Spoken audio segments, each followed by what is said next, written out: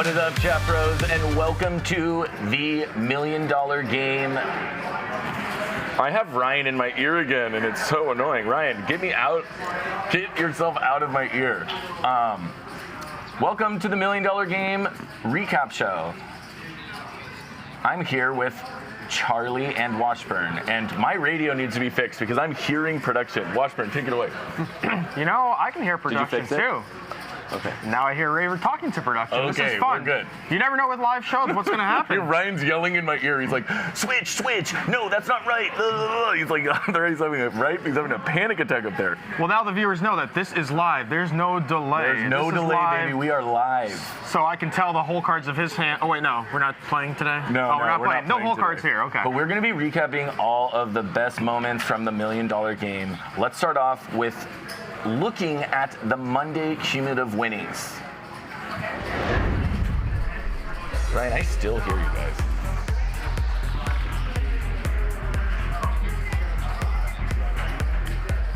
So we see Texas Mike, the big winner, on Monday, winning over $1.5 million.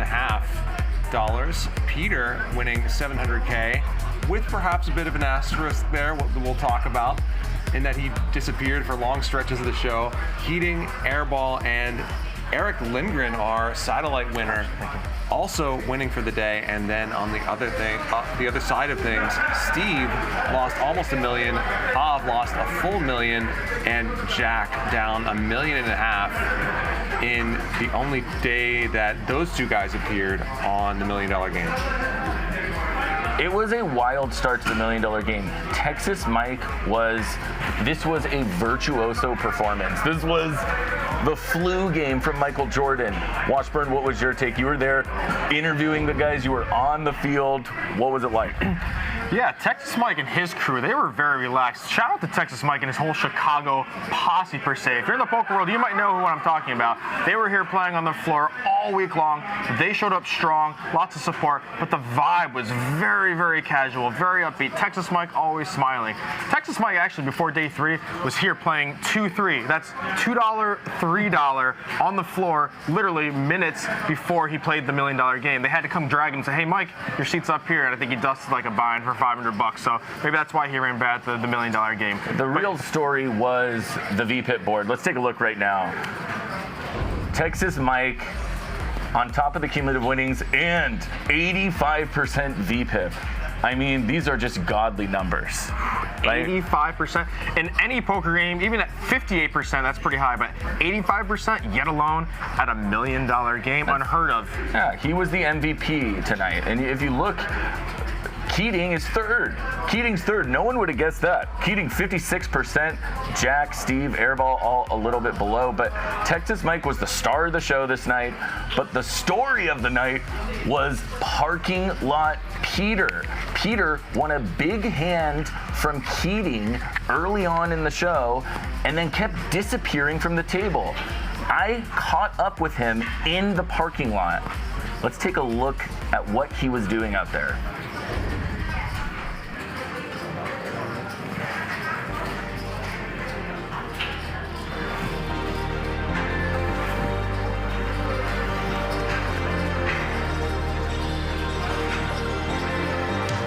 Mike's muted during these.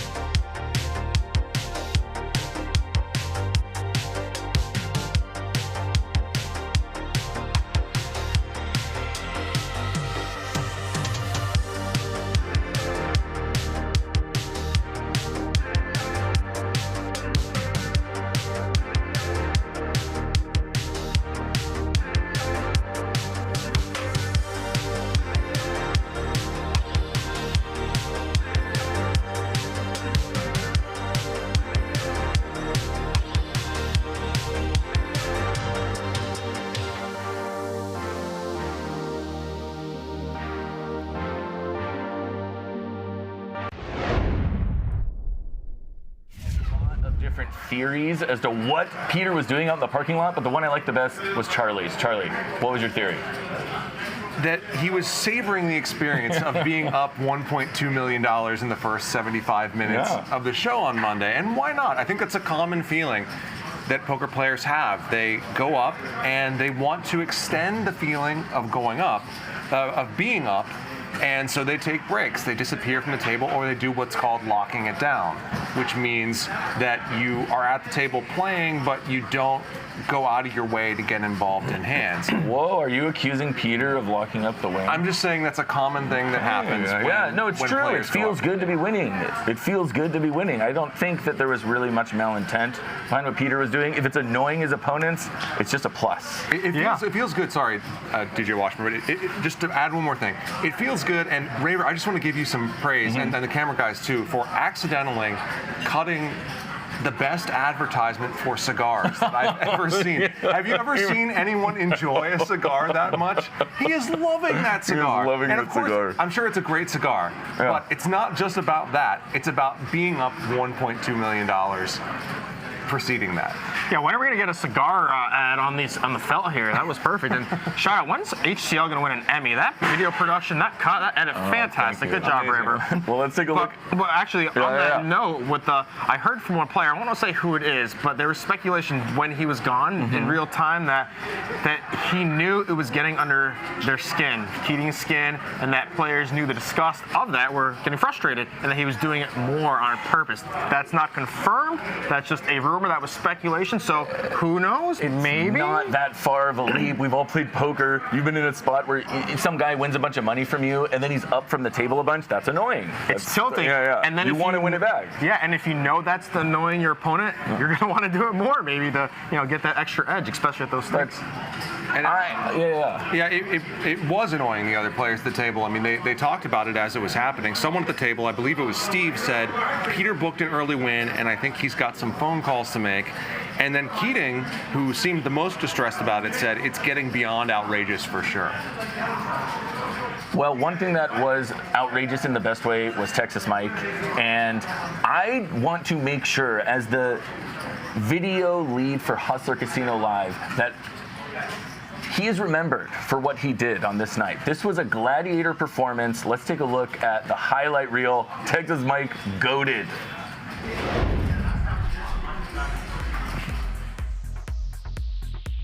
Notable players, most unstoppable, Texas Mike, that's for sure. Struggling Texas Mike, I don't know about that. Maniac Texas Mike, absolutely. V-Pips, Texas Mike at 80% with Keating on his direct left. Put some respect on that man's name. Me too. How much behind 10? After the 320? Yeah. Steve's got him covered. 1.227. No skill falling. Texas Mike sends it in. Wow. Does Steve fold? A little bit. He does. Pure aggression in the 7 seat. You're trying to remind him how much he had left. You sicko. A guy like Texas Mike might want to push you out of the pot with air. He also might want to take you to Value Town with top pair, and he does. Texas Mike chops Peter down just a little bit in this $500,000 pot. I mean, we were just talking about it. I'm all in. Texas Mike is all in for over $1 million. Texas Mike, a VPIP of 85%. Are you kidding? That is just absolutely insane. And Texas Mike up $1.55 million.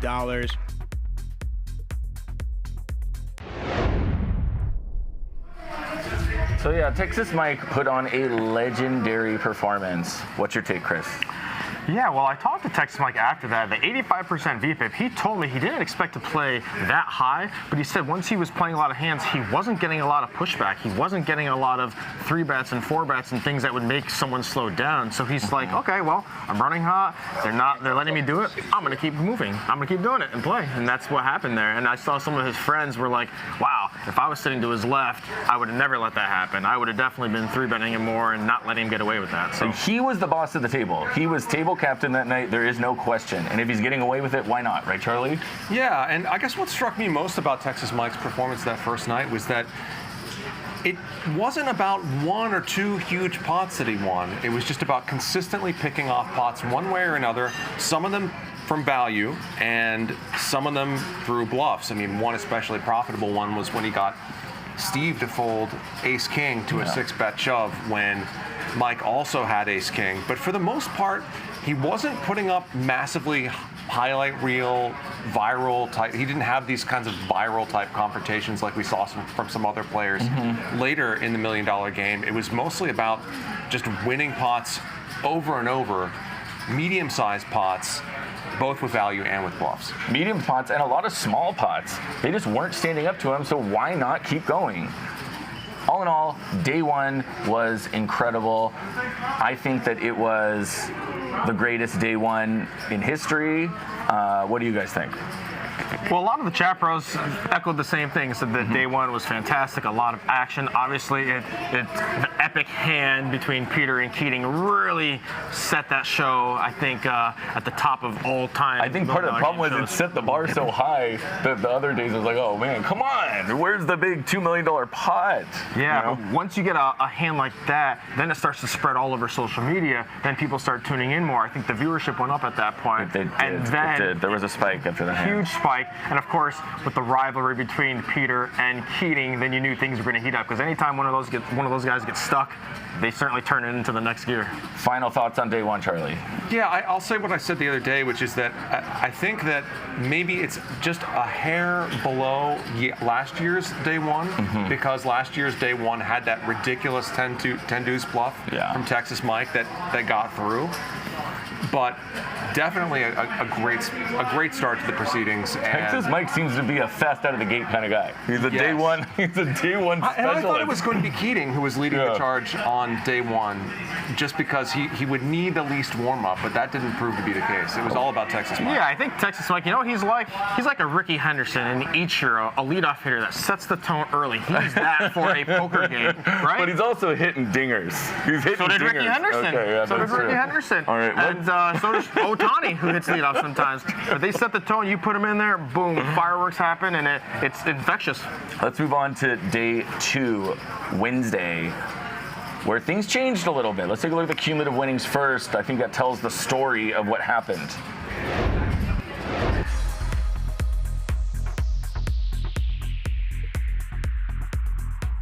Keating just behind him. Airball posted a nice profit. Brittany was nice to see her win. And then you see at the bottom, Texas Mike down $1.72 million. So he wins about that much on the first day and then gives it all back the next day. What's going on, Charlie? I think that one of the more fun stories from the second day of the $1 million game was Jasper.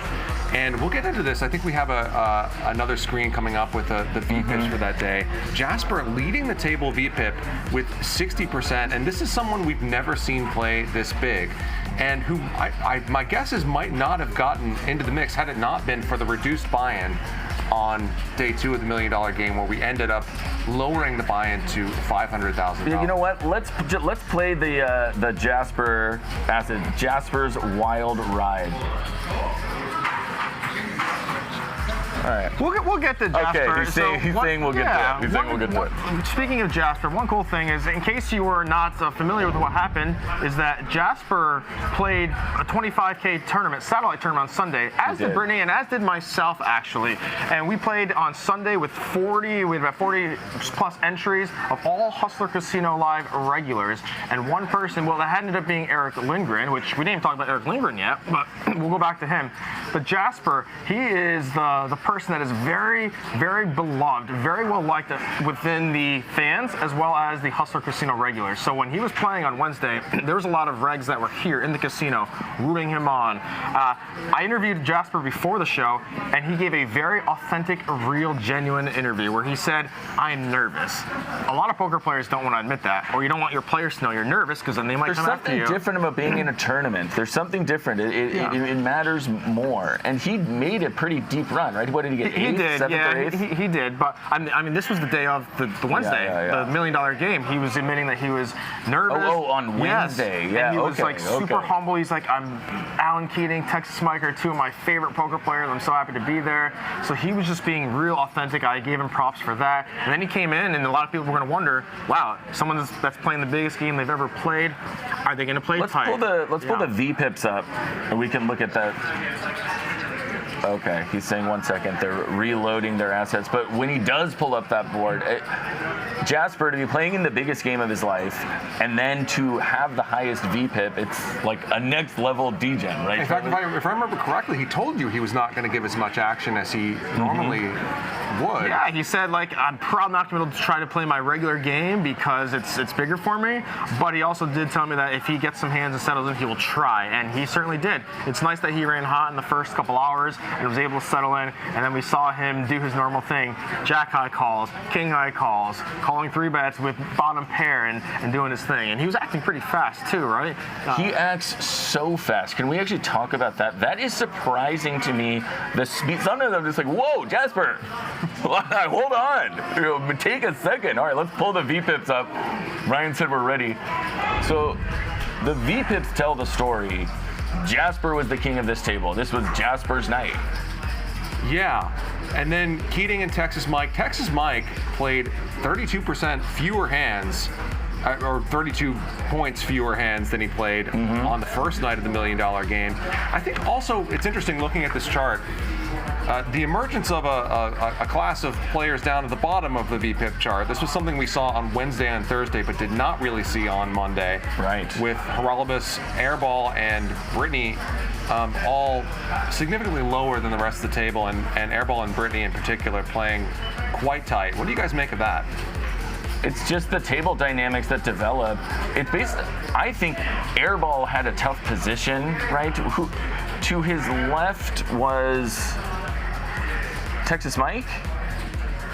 Maybe Ryan can tell us if that's true. And yeah, on day 2.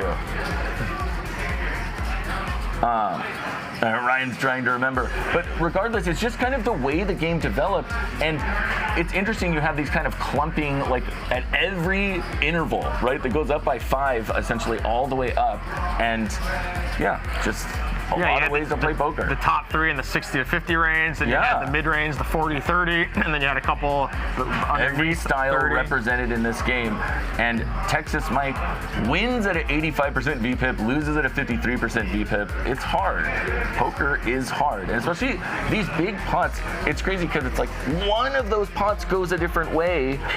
He's a $3 million winner, or he's back down to 0. Yeah, it's tough. Texas Mike, he definitely started splashing around, spewing. I think there was a hand he went all in with deuce 7.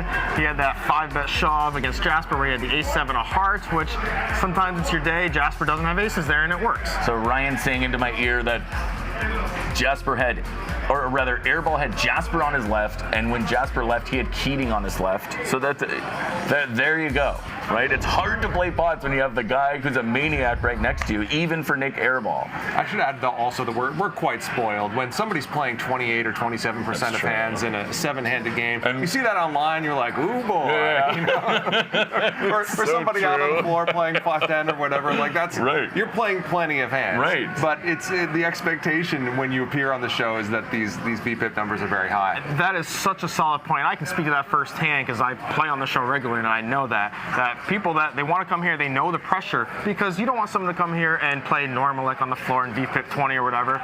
So there is that expectation for sure that you want to play more hands. You want to play more hands. You want to get those bluffs in. Put on a show. You want to hero call and be right. So that is every person that sits down on this table, they have that in their minds. And also, something worth noting here is that usually in our high-stakes games, in the past year especially, we see variations of the stand-up game or the bounty game. We didn't see any of that.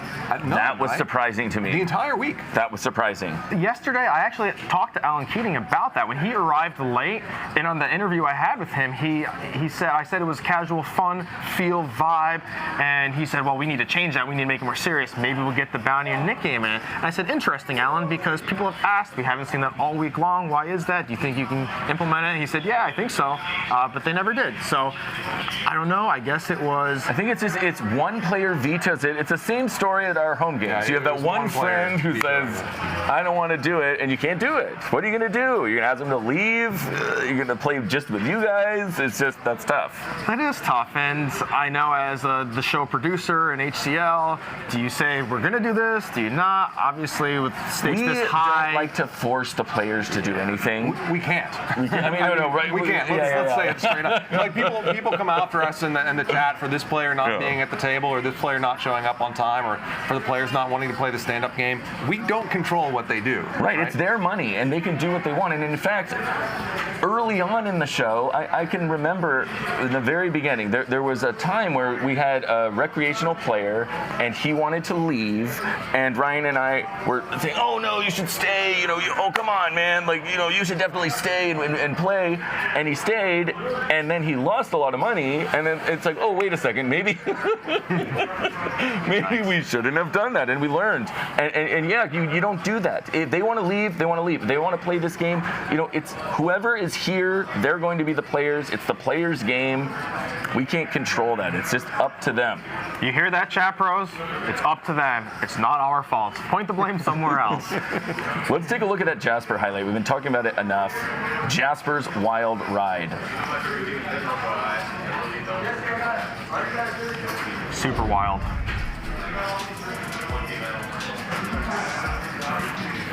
Ace king suited on the button.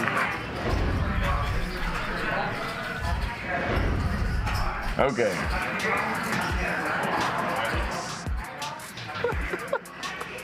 Jasper ran about as hot as anybody could run the first hour and a half. Unfortunately for him, well, we'll see how it goes. This game's at least 8 hours long. There's no fear. Jasper in pretty bad shape here. Although The rest of us are scared of getting the ace, maybe that gets Jasper to fold. 5 and 9. You're walking a fine line. Some small card, maybe No, he's not. Jasper gets rid of it, but he calls anyway. And now suddenly, over $250,000 in that pot. All in. All in from Mike for $366,000. If Jasper calls, and he does call. Oh my gosh. How much is it? 300? A lot of spades out there. Texas Mike with a big draw. He's got a gut shot and the flush draw. Jasper with top pair. Keating with middle pair. Three-way. Three-way action. Mike just calls. 50,000. Jasper betting 50 into 57. Big bet here. How much are you playing roughly? 350 plus is 400. Thanks.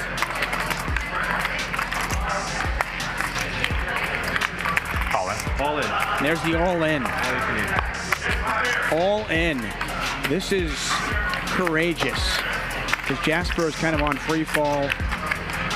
I would not be convinced that he was going to fold anything, but he does let that one go pretty quickly. Pretty good flop here for Jasper, who has flopped a gut shot straight flush draw. Jasper with 58% equity. 80,000. And he is going to go 80,000. That might just get the job done. It's a big enough bet. 230. And Texas Mike has gone 230. I actually thought for a second, is there a chance Jasper just goes all in? Yeah. Just to avoid this. You only goes once, right, Mike? Yeah. Good luck, man. And Jasper, a 3-2 favorite.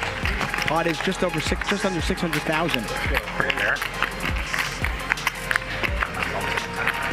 It is most definitely fair, although Jasper probably would have preferred just to take it down without getting there. One time. One time. Jasper hanging on for his life here, looking for a 7 or a club. Suddenly Texas Mike now a 3-2 favorite. The river, the king of clubs. And Jasper wins it. Jasper now up 212,000. This kid up 700,000, down 300,000, now up 200,000. He has been everything and more. All in. Keating said before, oh no! Texas Mike just went all in. Oh, and these guys have been going at it all day long. The raise, the 3-bet, the 4-bet from Keating, Jasper. in great shape to win just under $1 million. Wow. Not a queen. King of Diamonds on the river. Texas Mike reaching for more chips, and it's Jasper.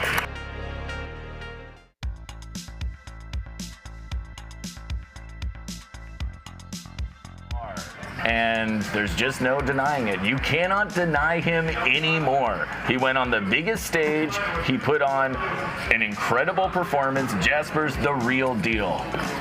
He took out his bat and he swung, baby. He was up to 700K profit early. Then he went down $1 million swing because he was down to 300K down. You saw that hand where he doubled up with the 910 to help him get back up. He was up again 700-ish thousand.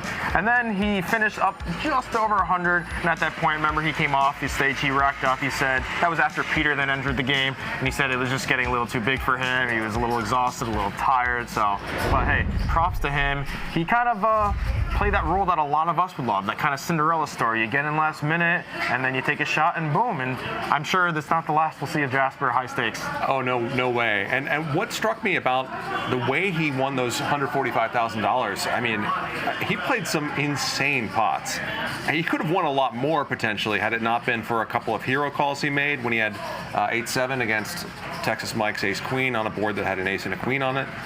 And then another one where he had Jack Deuce and Mike bluffed the river with Jack 8 after a bunch of draws missed. Jasper hero called with Jack High and lost to a better Jack High. I mean, just insane stuff. And then Mike repaid the favor with an incorrect call with King High against Jasper's trip threes and a $406,000 pot. The dynamic between those two players was just bonkers. It was bonkers. I think in the end, Jasper was Jasper. He did Jasper things. He didn't knit it up. He played his game, and thank you, Jasper. That hand you were talking about, the Queen 3 suited hand, when I asked him what his most favorite hand he played, he said that one, the one where Texas Mike calls him with King High on the river, and he alluded to that both of them, the way they were playing, they gave each other credit for bluffing, hence why you saw what Charlie just talked about, the Jack High versus Jack High, the King High calling versus trips. So they definitely had a little duel there, and that's fun to see, right? The Jack High call, he was right, kind of. He was right, kind of. You don't expect to lose to a better Jack High kicker. It's the worst kind of right to be. But the biggest pot of the night and the biggest story of the night had to be Texas Mike and Keating. Let's take a look at that gigantic pot that they played.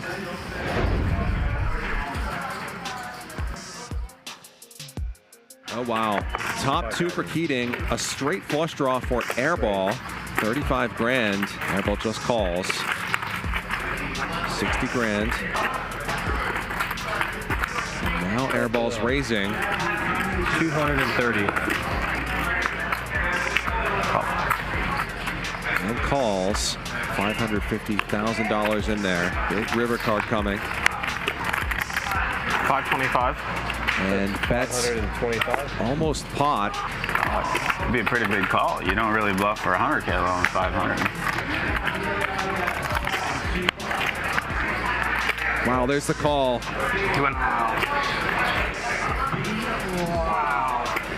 Eights and threes, or eights and fours rather, with an ace for Keating. Incredible hero call, and the biggest pot of the night, 1.6 million, is going to head his way.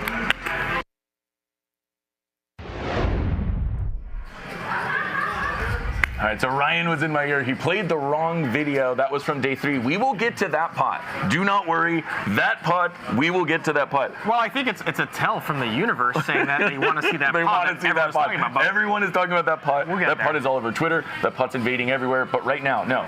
Let's just look at the rivalry between Keating and Texas Mike.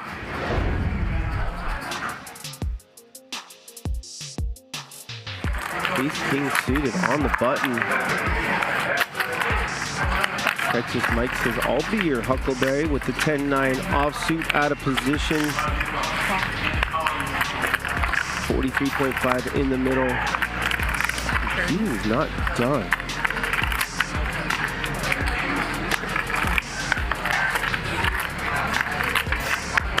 You want to be betting this river with Keating's hand.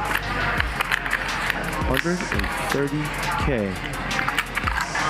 This is a turning point. If Texas Mike calls, Alan Keating might be Not as good. off his game moving forward. Not a queen. Yeah, why isn't Keating worried about 9-8? One of the draws on the flop.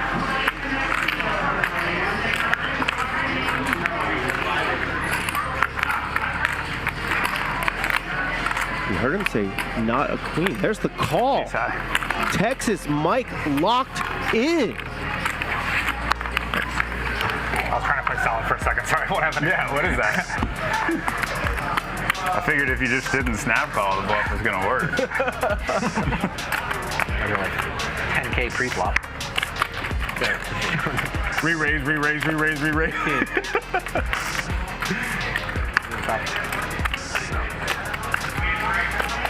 Could happen. Yeah. It's the Texas Mike and Alan Keating show. Nice turn card here for Mike. Makes top pair. Keating flops and make an ender.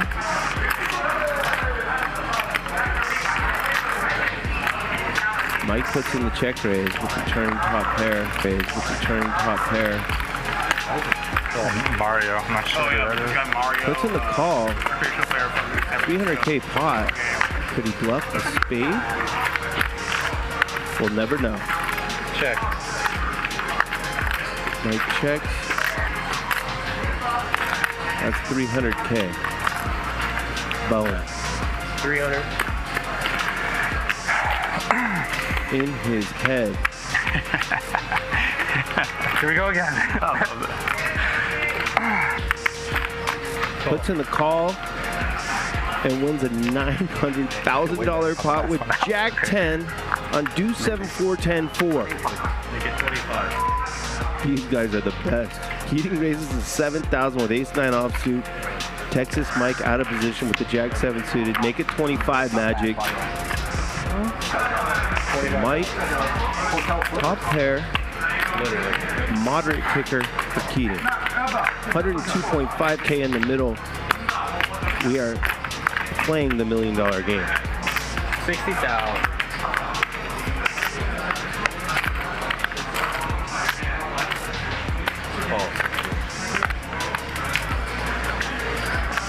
Time for Texas Mike to shut it down, but he hates shutting it down. Keating will call. Quickly, you'd have to think. 185. Is he going for value with a better ace? Pocket 10s make any sense? Does he have 5x at diamonds? Yeah, pulled it off. There's the call. You got it.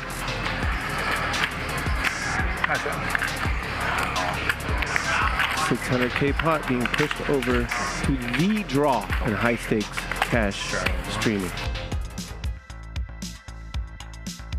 Quite a rivalry it was. Keating against Texas Mike. We take a look at some of the numbers here. Pretty similar VPIPs this day, both in the 50s. But once you get to the winnings, you start to see the diversion. 621,000 for Alan Keating, minus 1.72 million for Texas Mike. And of course, the biggest pot that they played was with each other. Alan Keating, of course, getting 1.29 million. Texas Mike losing that pot. Chris, what do you think? Oh, that's rough. If you're a poker player, you know what it's like. You win one day, and then the next day you give it all back plus some. It's like one of the worst feelings. You have such a high, especially winning 1.5 the first day, and then kind of just having the wheels fall off on day number 2. Oh, emotionally. That's why going into day 3, which we'll talk about soon, Texas Mike, it was a big story. How was he going to recover? What was his emotional state going to be like? Was he going to VPIP 85? Was he going to VPIP 50? So to put that in context, let's take a look at the biggest pot they played, and then when we come out of that, Charlie, I want to hear your thoughts on that. Let's go.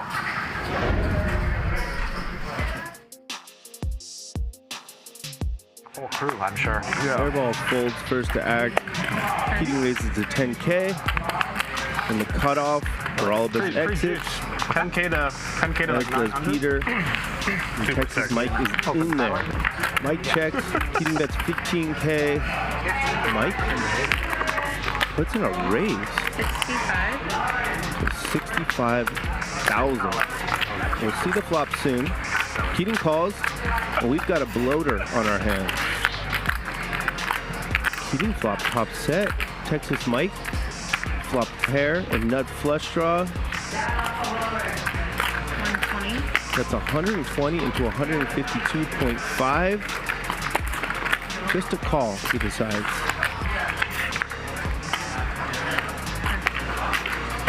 Mike finally checks. And here comes a bomb. 425K.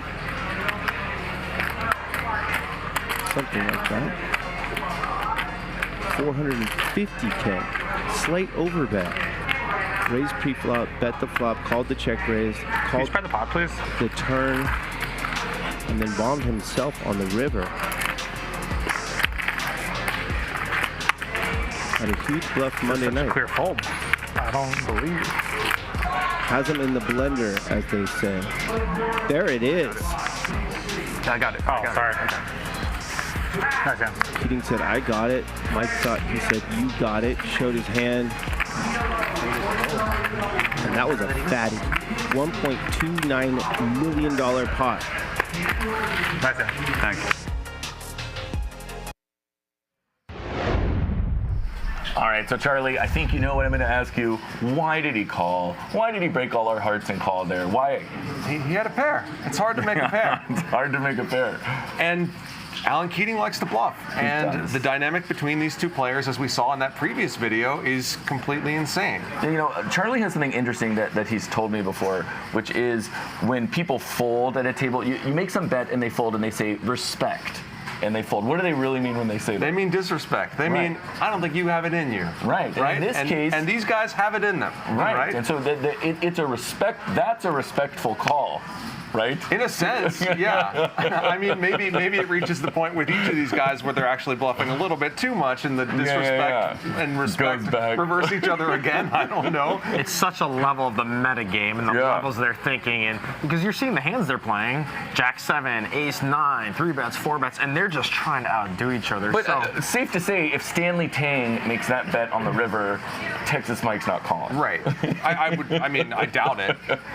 But, you know, it seems also, you know, all the attention is on the river decisions because that's where the big money goes in. Mm-hmm. But some of these flop decisions and turn decisions are also low-key pretty nuts. We were looking at that Jack 10 hand against 6-5 where Alan Keating with the straight draw bet the flop on a 7-high board. Right, 7-4. Raised. Yeah. And it went bet raise. Yeah. And Texas Mike continued with Jack 10. Yeah. And then hit top pair on the turn, of course. But what's going on here? That's the ultimate mano y mano right there, where they're not playing their cards, they're playing their opponent, and their range is there. And like the float with the Jack 10, that is setting up. He had plans in his mind. He wasn't calling because he thought Jack high was high. He's not Jasper, or Jack high was good. That's not Jasper. But setting it up for later, and then he actually hits the 10, which changes his plan there. Now, instead of, I'm going to make a move later, now I've got showdown value, or I've got thin value here. How can I maximize? And that's how he played that hand. So yeah, there was such a dynamic between them. So yeah, he respects Alan that he could have air there on the river when he bets big. I think Alan's bet there is pretty polarizing, right? He's got the nuts or very strong, or he's got air. So that ace-6 bluff catcher, sometimes he's right. Okay, that's true. But meanwhile, while all this craziness is happening, it was actually Olivares who had a big day. Let's take a look at our highlight footage of that. Dogless Olivares this year, by the way. Dogless. No dog with him on stage. No Oscar.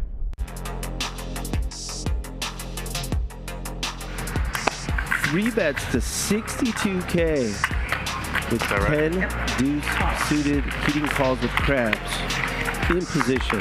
Have fun, Olivares. Oh, he will have fun. Top and bottom. How much value can he get from Keating, if any? Well, he's going to get at least 55K. Interesting card here. Keating now open-ended. Hands shaking just a little bit.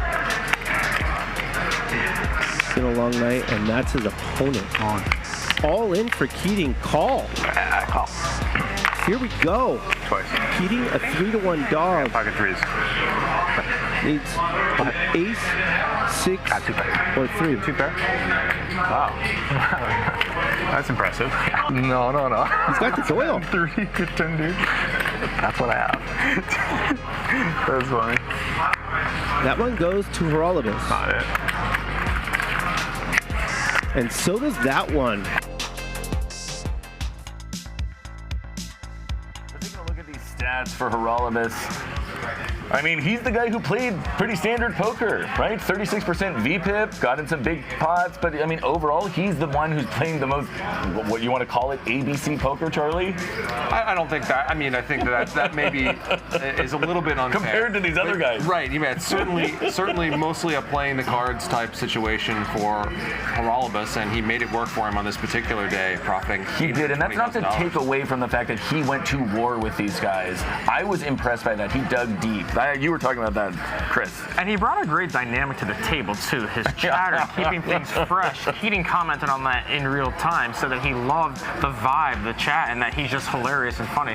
I think Horolibus has been around a while. He's an old school player, and when he got down to 3-handed, he stepped it up a little bit. Paid homage to Doyle there, playing that 10 deuce, got lucky, but he played really well. He really ran it up when it was 3-handed. Social game-wise, he was actually an excellent replacement for Steve, because I was worried without Steve, there's going to be some kind of dynamic that's lost of the conversation with the players, but he more than made up for it. He asks funny questions, he puts them in weird situations. He's great. Yeah, I feel like he's a very polarizing poker player as well. Some of the people in the chat are like, mute Bob, hate him, and everyone else wants to hear what he has to say, because he kind of thinks on a different level. If you know him, you know his history with analytics, with sports betting, everything he goes into. So when he starts telling stories or starts talking, it can be very intriguing, because it's intriguing. On a different like, level. what, he's going to drop some knowledge. Like, let's get it. Exactly. Yeah. So again, like Keating's River Bet, it's a very polarizing. You love him or you hate him. Arrested Development had a character named Bob Blah Blah. Oh yeah. And I'm surprised nobody busted that out in the chat.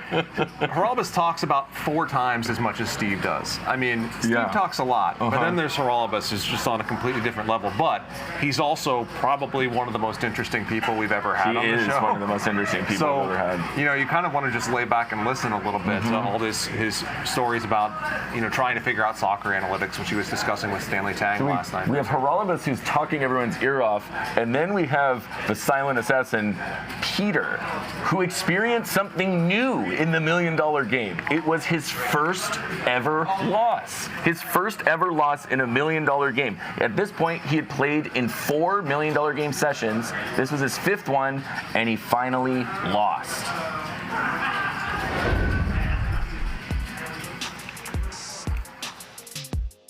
All right, now we're talking 2K, 4K. Peter flops aces up. Horolibus with pair and gut shot straight draw. Also has backdoor flush draw. He's going to want to peel here. Just pray the turn is a 5. Puts in the call. There's the 5. 90. That's 90 into 110. Put in what could be 250. a bluff raise. And make Peter pay. What does Peter make of it? Must be a straight. It's a fool. It's a fool. Me? No. Good fold though, good fold. Ace 9. Ace 9. No. No. Simpler. Uh-oh. Cooler alert. There's the 4-bet. Keating will exit. Horolibus will almost certainly jam. All in. What do you do? All in. All in. Snap call. Wow. Fold. What a fold by Peter. And he saves about $500,000.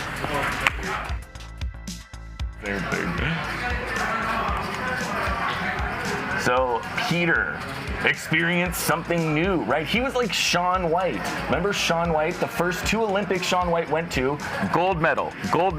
Then goes his 3rd time, doesn't even make the podium. He falls on his last run, right? This is like the only experience that he knew was coming here and winning big. He'd never experienced the lows of losing, right? So he only played for 3 hours 45 minutes, had a 50% VPIP, lost over $500,000. What a deep cut to the Shaun White reference there. Wow. Anyhow, so day 2, yeah, Peter wasn't even scheduled to play. All of a sudden, a few hours in, he comes strolling in. It was like Buckner walking back into Shea, Mikey walking back into to KGB's.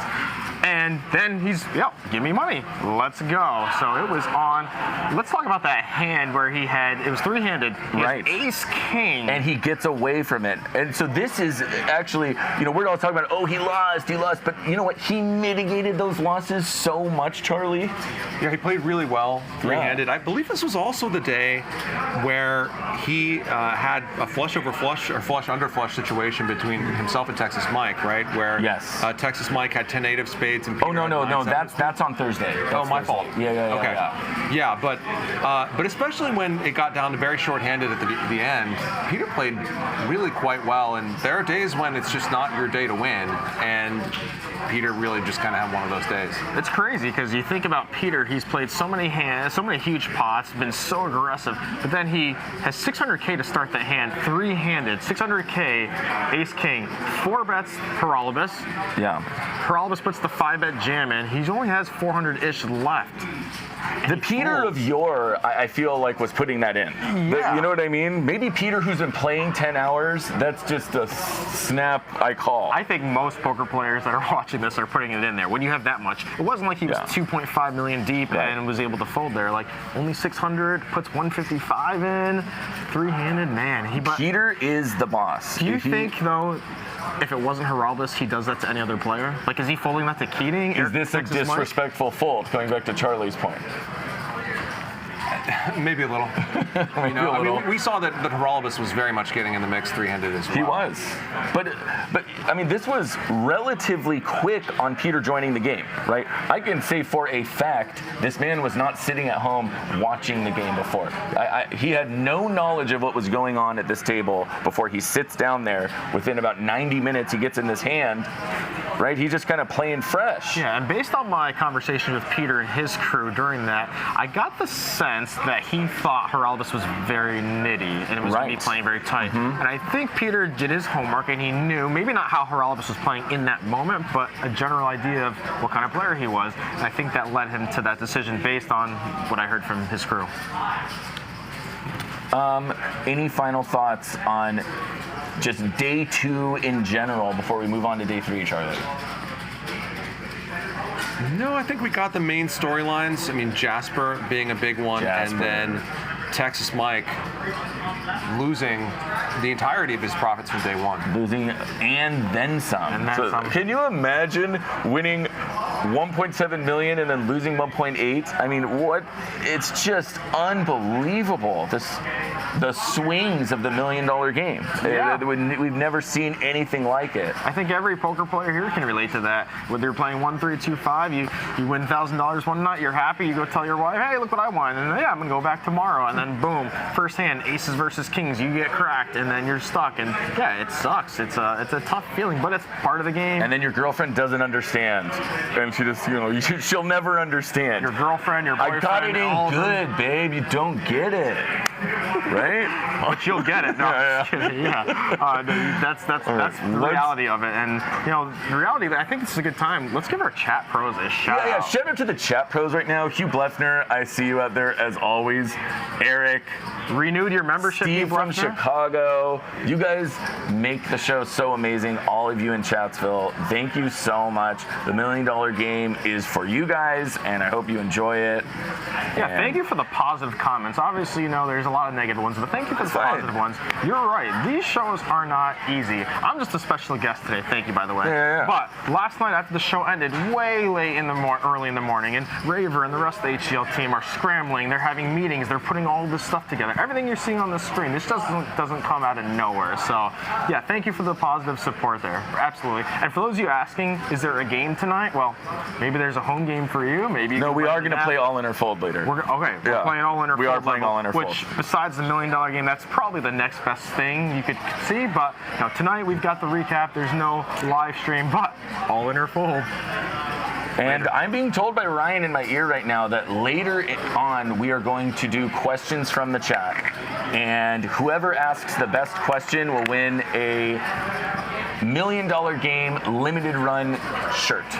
They are very nice shirts. Do they have to type shirt into the chat? No, they don't have to type shirt. They're made by Mike X, his company Be Green. They are amazing and super high quality.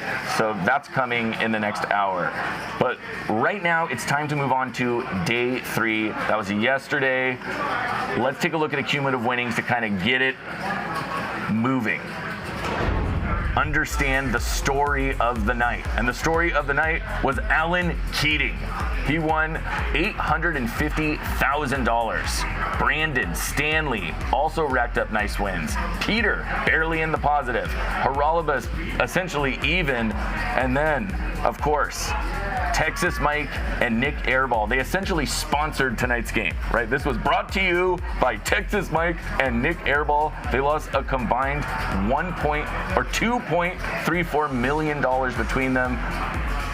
It was wild. I mean, and there weren't necessarily these big pots. I think we all wanted the big one, right? We're all like, oh, this is going to be it. There's going to be the $5 million pot, the prophecy. It's going to come true.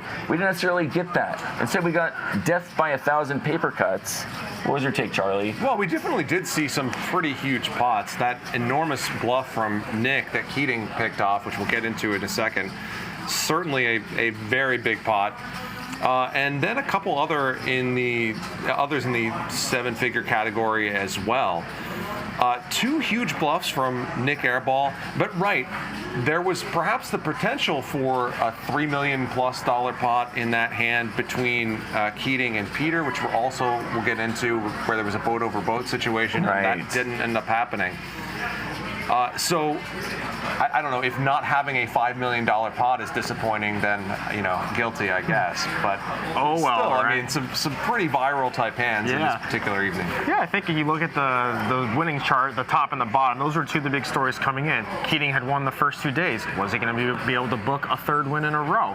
Texas Mike, who had those huge swings, was he going to be able to recover or go down?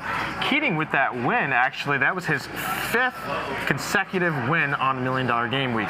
2 last year, 3 this year. And then we surprised him after the show ended with the stat that he was now in the positives for his HCL career and on all poker shows. Yes, that is true. And if you watch the end of the stream, that is true. He's now in the black. Alan Keating is now booking a profit on Hustler Casino Live. Yeah. All is right. It is. And at the end of the show, when we told him that live, it was the first time he heard it, he had such a smile and joy. He's like, oh, I didn't know that. He was surprised. It was great to see. And I asked him, well, Alan, what's next? Are we going to stay in the black? And he says, probably not. Now I have more chips to play with, so we'll see. In true Keating fashion. So he actually called Ryan Feldman today, and the first thing he said on the phone, Ryan told me, he said, I can't believe I actually won.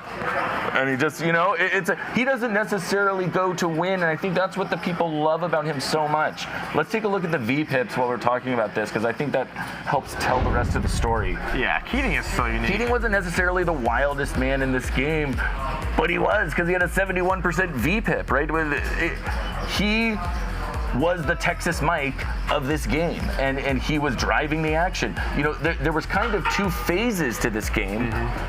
It was before Keating got there and after Keating got there. Talk to me about that, Charlie. I mean, it was not, truthfully, it was not the most scintillating, interesting game for the first 2 or 3 hours. Keating was quite late. Then he got there, and the dynamic completely changed. I mean, basically, we were playing a lot of small pots before that, but then Keating arrived, and you could tell, I mean, there were just multiple shifts last night where the energy in the room changed to a great degree. And that was a big moment. When Keating arrived, there was also a moment where he put on the $10,000 blind raise. And they played a pretty big pot between, it was ace high for Keating and a pair of 3s for Texas Mike. They played a big pot, and you could just tell the entire table opened up after that. And I think Keating views this as, these are situations that I'm creating. I am creating the game I want to play in. right? So you show up, you carry yourself in a particular way, you put on the well-timed blind raise, you give action in a couple of big spots, and now all of a sudden a group of players who were all sitting there playing there previously without him, and not that they weren't gambling, but they weren't gambling that much. Suddenly they're ready and willing to get in a lot of money. Yeah, I think an interesting fact on the VPIP chart was, if I told you, take these two players, Stanley Ting and Nick Airball, one's going to VPIP 51, one's going to VPIP 28. Where would you put those two? Yeah. I think overwhelmingly you would say Airball 51, Stanley Ting 28. Well, what if I told you... And it was the opposite of that day, which was very surprising. What if I told you Stanley Ting is going to be within 3% of Texas Mike's VPIP? What odds would you have given me the night before? Huge odds, because it wasn't going to happen, but it did. This is poker. Yeah, that's Stanley Ting's performance actually should be noted, because he battled, right? I think the nit label is gone. Stanley Ting did not play like a nit last night. Yeah, he did not. Sure. And he did it in a fun way. He was chatting. He was having the conversations in hands, being fun for the table. He ran his chips up pretty quick, almost as quick as DoorDash orders, but pretty good either way. Almost as quick as DoorDash Premium. I better get a DoorDash commission for that one. So let's take a look at the biggest pot, though. We already saw this earlier. It was accidentally played, but we're going to look at it again. It is the big one, 1.6 million, Keating 8-4 against Airball. This is gangster poker, street poker at its finest.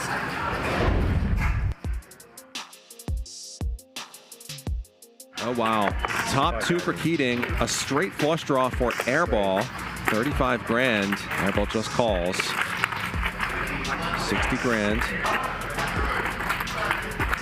Now Airball's raising. 230. And calls. $550,000 in there. Big river card coming. 525. And bets 125. almost pot. It'd be a pretty big call. You don't really bluff for 100K alone, 500. Wow, there's the call. You went. Eights and threes, or eights and fours rather, with an ace for Keating. Incredible hero call, and the biggest pot of the night, 1.6 million, is going to head his way.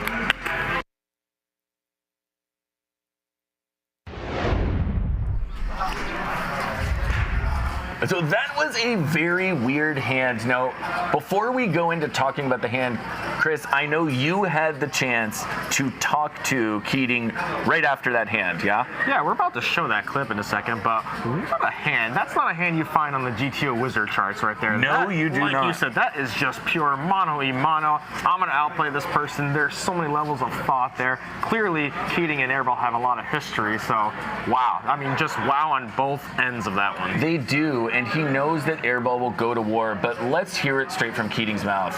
Roll that tape, Ryan. $1.6 million pot and one of the most epic calls we've ever seen on this show. Alan, walk us through the hand. Tell us what you were thinking. Really? Hand synopsis? Just stared him down. Watched him. What did you pick up on? What were you thinking? Did you pick up any tells? Anything on his bet size? I was watching everything. There's hands he can be bluffing with, and he could easily have me beat, and I could be down $1 million right now, or more. This hand came out where I didn't have a great hand by the river. I mean, even like a ace high that was bluffing beats me. Bluff catcher at best. Yeah, but knowing that it was kind of set up that way, where he knew that I didn't want to call him and give him, $500,000 when he's got a big hand. It flipped the dynamic where I think he took it as a challenge. And so I just kind of looked him down and made a guess. Now, I think Alan's being a little humble there.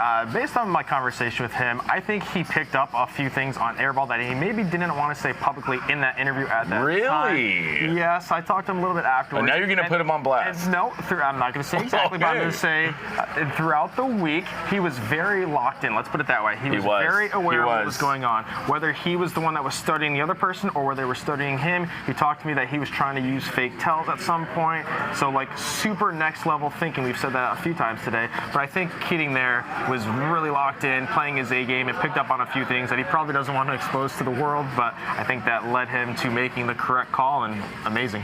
And I think, going back to something you said a bit ago, Chris, that this was not on some GTO wizard chart or whatever. No, it's not. I mean, playing 8-4 offsuit in that situation is not something that the chart is going to tell you to do. But everything that happened post-flop, I thought, proceeded quite logically. It did. So, airball raised in early position. When the turn comes a 3 and airball raises, he doesn't have a lot of 3x because he raised in early position. He has a few hands that have a 3 in them, but not many. And there are a lot of draws that have missed at that point. Now, after airball raises the turn and Keating calls, the river's an ace. Airball, when he bets almost pot on the river, is not really representing an ace. He's representing something better than that. Ace-3 of clubs is what Keating says. He says, do you have ace-3 of clubs? That's one hand that makes sense. Yeah, or, there could be a few others. There could be, I think king-3 suited could be in there. I think there were 2 combos of 4-3 suited that could be in there as well. And then, of course, like 1 combo of 8s, 1 combo of 4s, 1 combo of 3s, but not a lot because of the cards that Keating had in his hand, the 8 and the 4. He's blocking all these full houses. So I think that sort of proceeding from theory-type principles in post-flop, once we make the pre-flop call with 8-4 once you get there, the call makes a lot of sense. It's not an easy call to find, but you can certainly see, even before getting into the things with the dynamic that Keating talked to you about on camera, and then maybe some of the things he didn't tell you about. Is that the problem with that bet? Is it? People say this a lot of times in poker, and I usually find it not to be true. They say, "Oh, if only you had bet less, I could have folded." Like as if betting less. For some reason, is this a moment where maybe betting less, maybe he would have folded? I don't know. I don't know how Keating thinks about it. I'm saying, but I do think that he could represent a wider range of value. Right, because he's not representing anything by betting so big. I guess that's my point. Especially the raise on the turn there. Yes. Those hands that had the 3 of the sets, you're probably calling that turn. That raise just opens up his range that he has all the flush draws, all the straight draws, and he's got more full equity. Actually, no. That's the time to raise. If you have a set, you're raising there on the turn. Yes. You're not slow playing up. You could. The question is, would you raise pocket 10s there? I'm not sure. Probably you know what I mean? Would you raise like ace king there? No. Yeah. So then when you get to the ace on the river, I mean, he's just representing such a small range that if he had just called the bet, for example, on the turn and then bet small on the river, all of a sudden he can have pocket 9s, pocket 10s, hands like that. He can have some ace X maybe, but and Keating loses to all of that, but he doesn't have to worry about any of it because of the way airball played the hand. They were talking about him. Sorry about that, Chris, but they were talking about him having an ace afterwards, and I don't think an ace ever plays that way, right? There's no ace. I don't know about never, but not often enough to worry. We never know with these guys, but there's a potential he could have the ace there until he bets that pot size bet on the river. That pretty much eliminates all the aces unless it's some aces full. But that's when the ace comes. Yeah. So at that point, I think. And obviously with the blockers, Keating has 8-4, so he's pretty confident that he's not up against a set of 8s or a set of 4s there. And I think this is true for a lot of poker players. Airball flops an open-ended straight flush draw, and you almost have a sense of tilt when you get to the river and you brick out, right? And especially when there's significant action. I know personally this happens to me sometimes. You almost feel like you're entitled, like you should have hit that. You should have won, especially with that action. Let's talk about slow playing my open-ended straight flush draw. No, but he didn't. Guys, let's play it fast. He didn't slow play. He raised on the turn. On the flop he just called. Yes, and then he raised. I'm saying, right, Charlie? I should be raising that on the flop. You don't get open-ended straight flush draw on the flop that often. I think you can go either way. I think one of the things we saw quite a lot throughout the entire week at the $1 Million Game was people waiting until the turn and river to put in the raises. We saw that over and over again. We saw it with value. We saw it with bluffs, and that was an interesting, evolving part of the dynamic of these high stakes games that we haven't seen so much in past years. It's injection of solvers. This is the way solvers play a lot of the time. Is they'll wait to hit their hand. Well, right? It's that, and I think the big blinds, how deep they are also. Right. and because they're playing so many hands that they want to protect their check back range and their calling range on the flop. So, because if they just are going to barrel in money and raise every time they have it, the majority of the time when they're calling, they're capping their range. So they want to protect their calling range, they want to protect their check back range in that regard because they're playing so many hands with so many funky hands. So I think that is a big dynamic for when you're playing that deep. One of the more interesting hands of the night was Texas Mike in a flush over flush situation with Peter. Let's take a look at that. Draw for Texas Mike, but his spades are dominated by Peter. Uh-oh. Both players make flushes. Just 32K in the middle. Texas Mike presumably is going for the check raise. How do you plan to play with Half pot from Peter. And of course, Texas Mike is going to want to put more into this pot. 66 grand. Peter is going to go for it. Seems pretty good. Wow, Texas Mike just throws away the 9-7 of spades. Ooh, nice fold.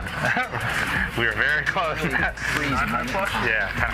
kind of close. Texas Mike doesn't even think too hard about it. And it is interesting to me that he didn't have to think that hard about it, Charlie. It was like 10 seconds. Yeah, it was because very that fast. seemed like one of the most non-trivial calls or folds of the night, and yet he made it so quickly. He's just a gut instinct player.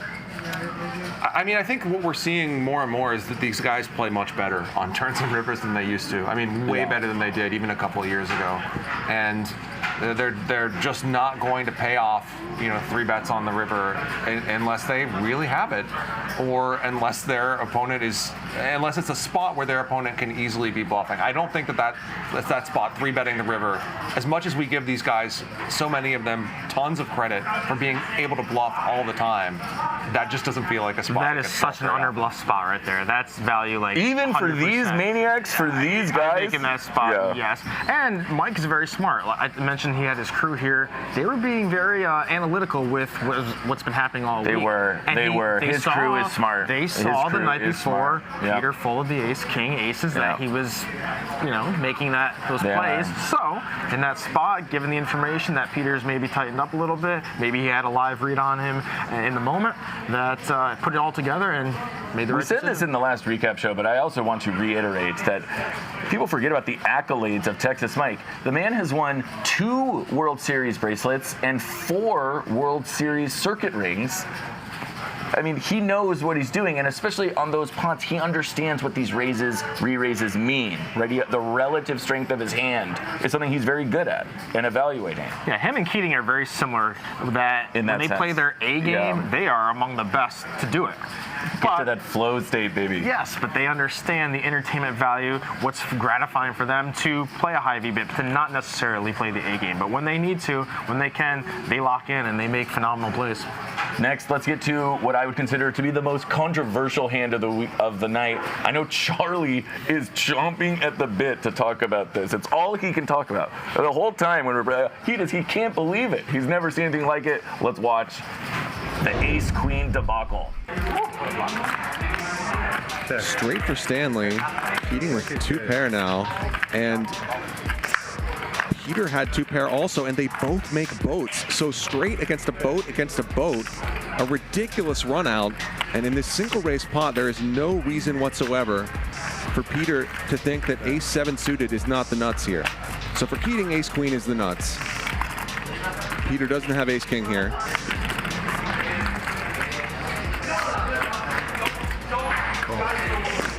Did he just call? He just called. Wow, Alan Keating just called with ace-queen. Potentially left a lot of value on the table. That's sizing. Stopped Keating. All right, so Charlie, you were there. You were commenting in the moment. Why? Do you have a good answer yet? Ray, I don't know if you've ever had this experience, Raver.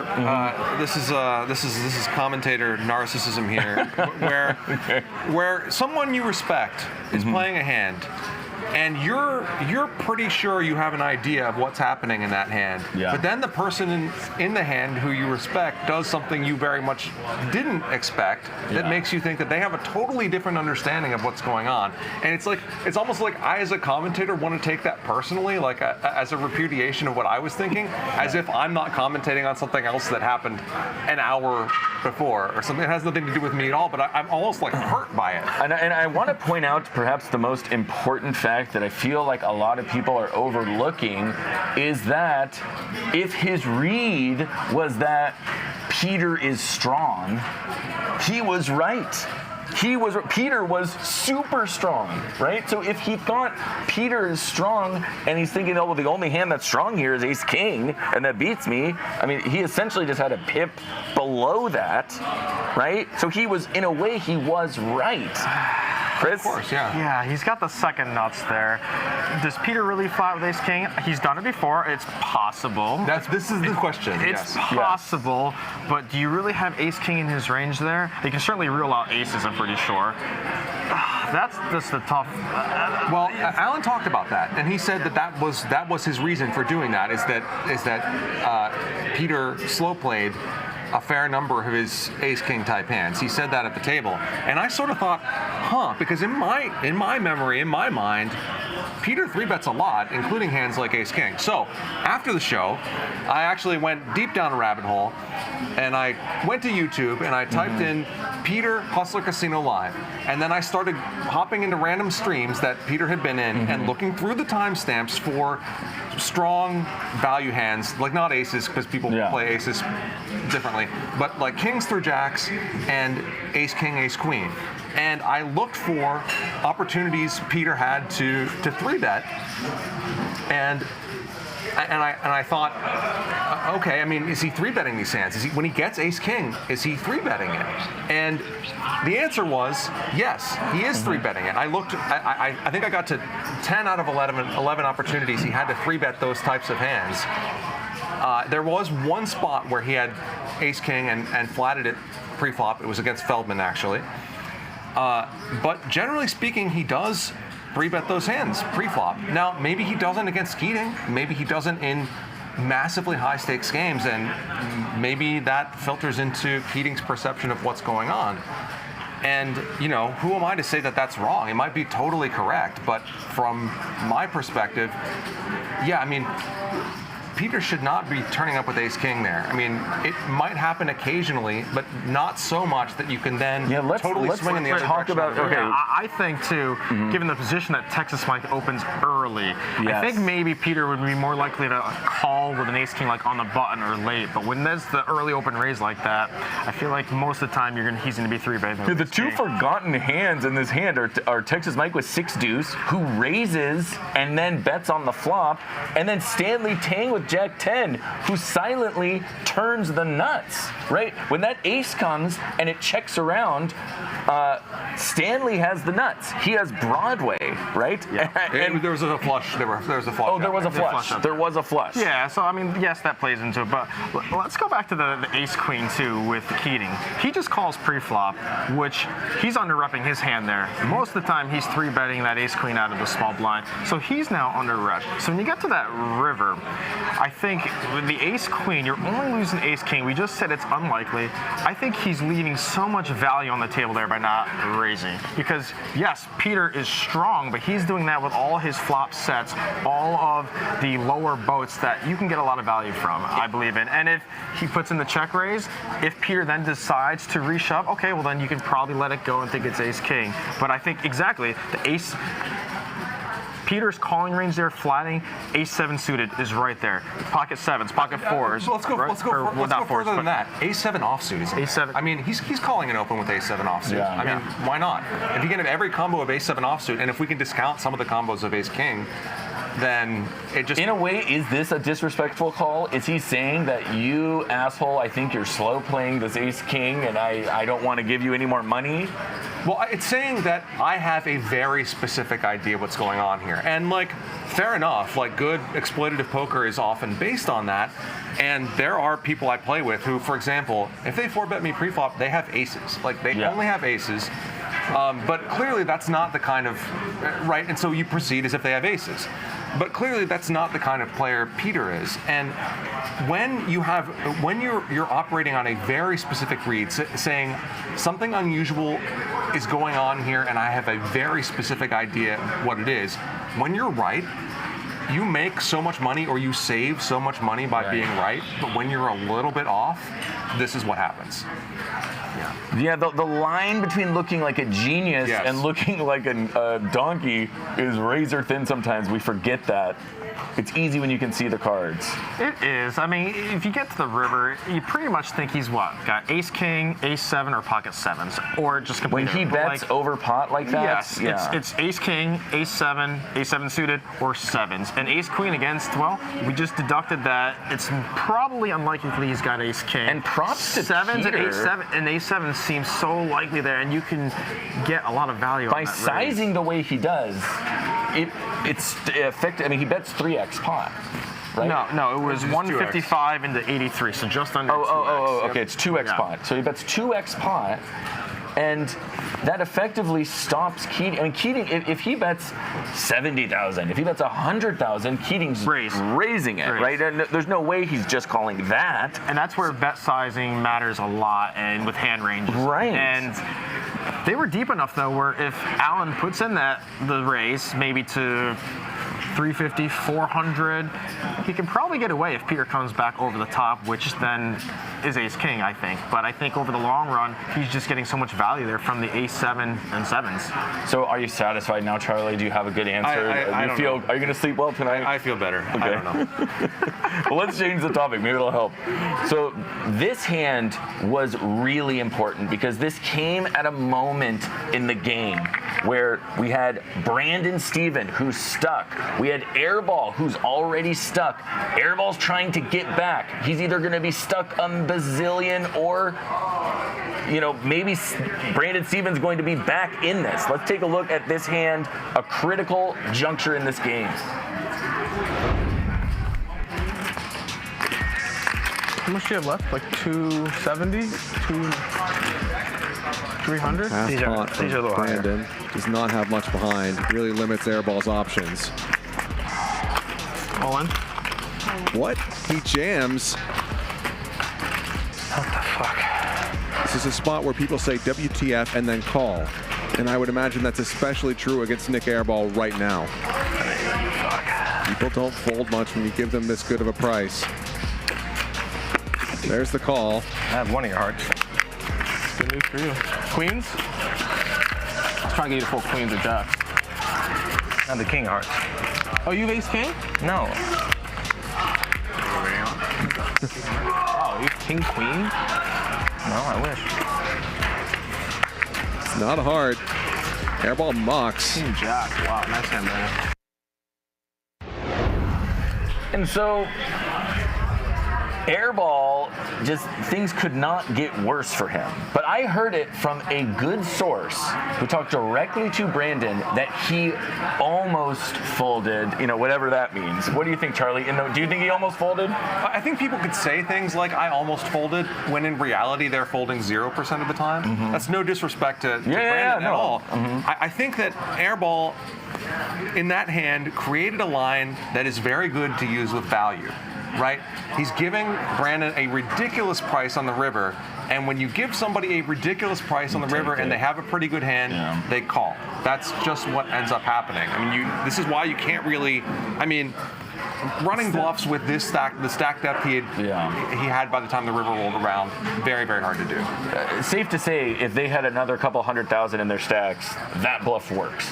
That just works. Or it's totally played differently, given the stack depths. And Brandon actually talked to me afterwards. I interviewed him. He did say he was close to folding. He didn't love it. He just couldn't imagine what Charlie just said. Couldn't imagine Airball doing that with a hand that was bluff, right? Or a semi-bluff. Because it looks so value-y. Sometimes, I think that is one of the coolest bluffs to pull on someone. Sometimes it has to be the right situation, but it's where you're bluffing, but they kind of haven't realized how much you have, and you go all in over their bet, and it's like they have to call, but then they don't call because they think that it's always value.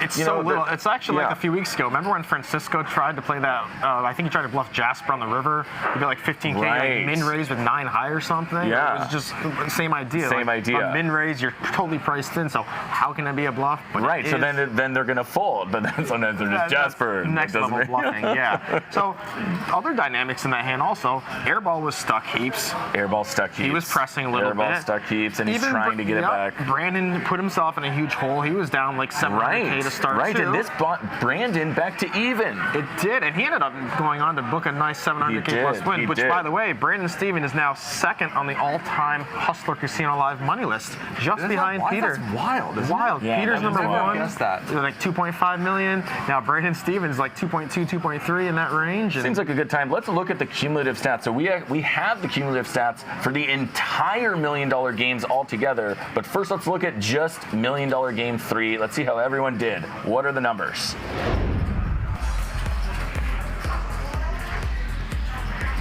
So you see at the top of the chart, Alan Keating, green all the way across. Day 1, day 2, day 3 for a total win of $1.92 million. Right beneath him, Bob books a nice win.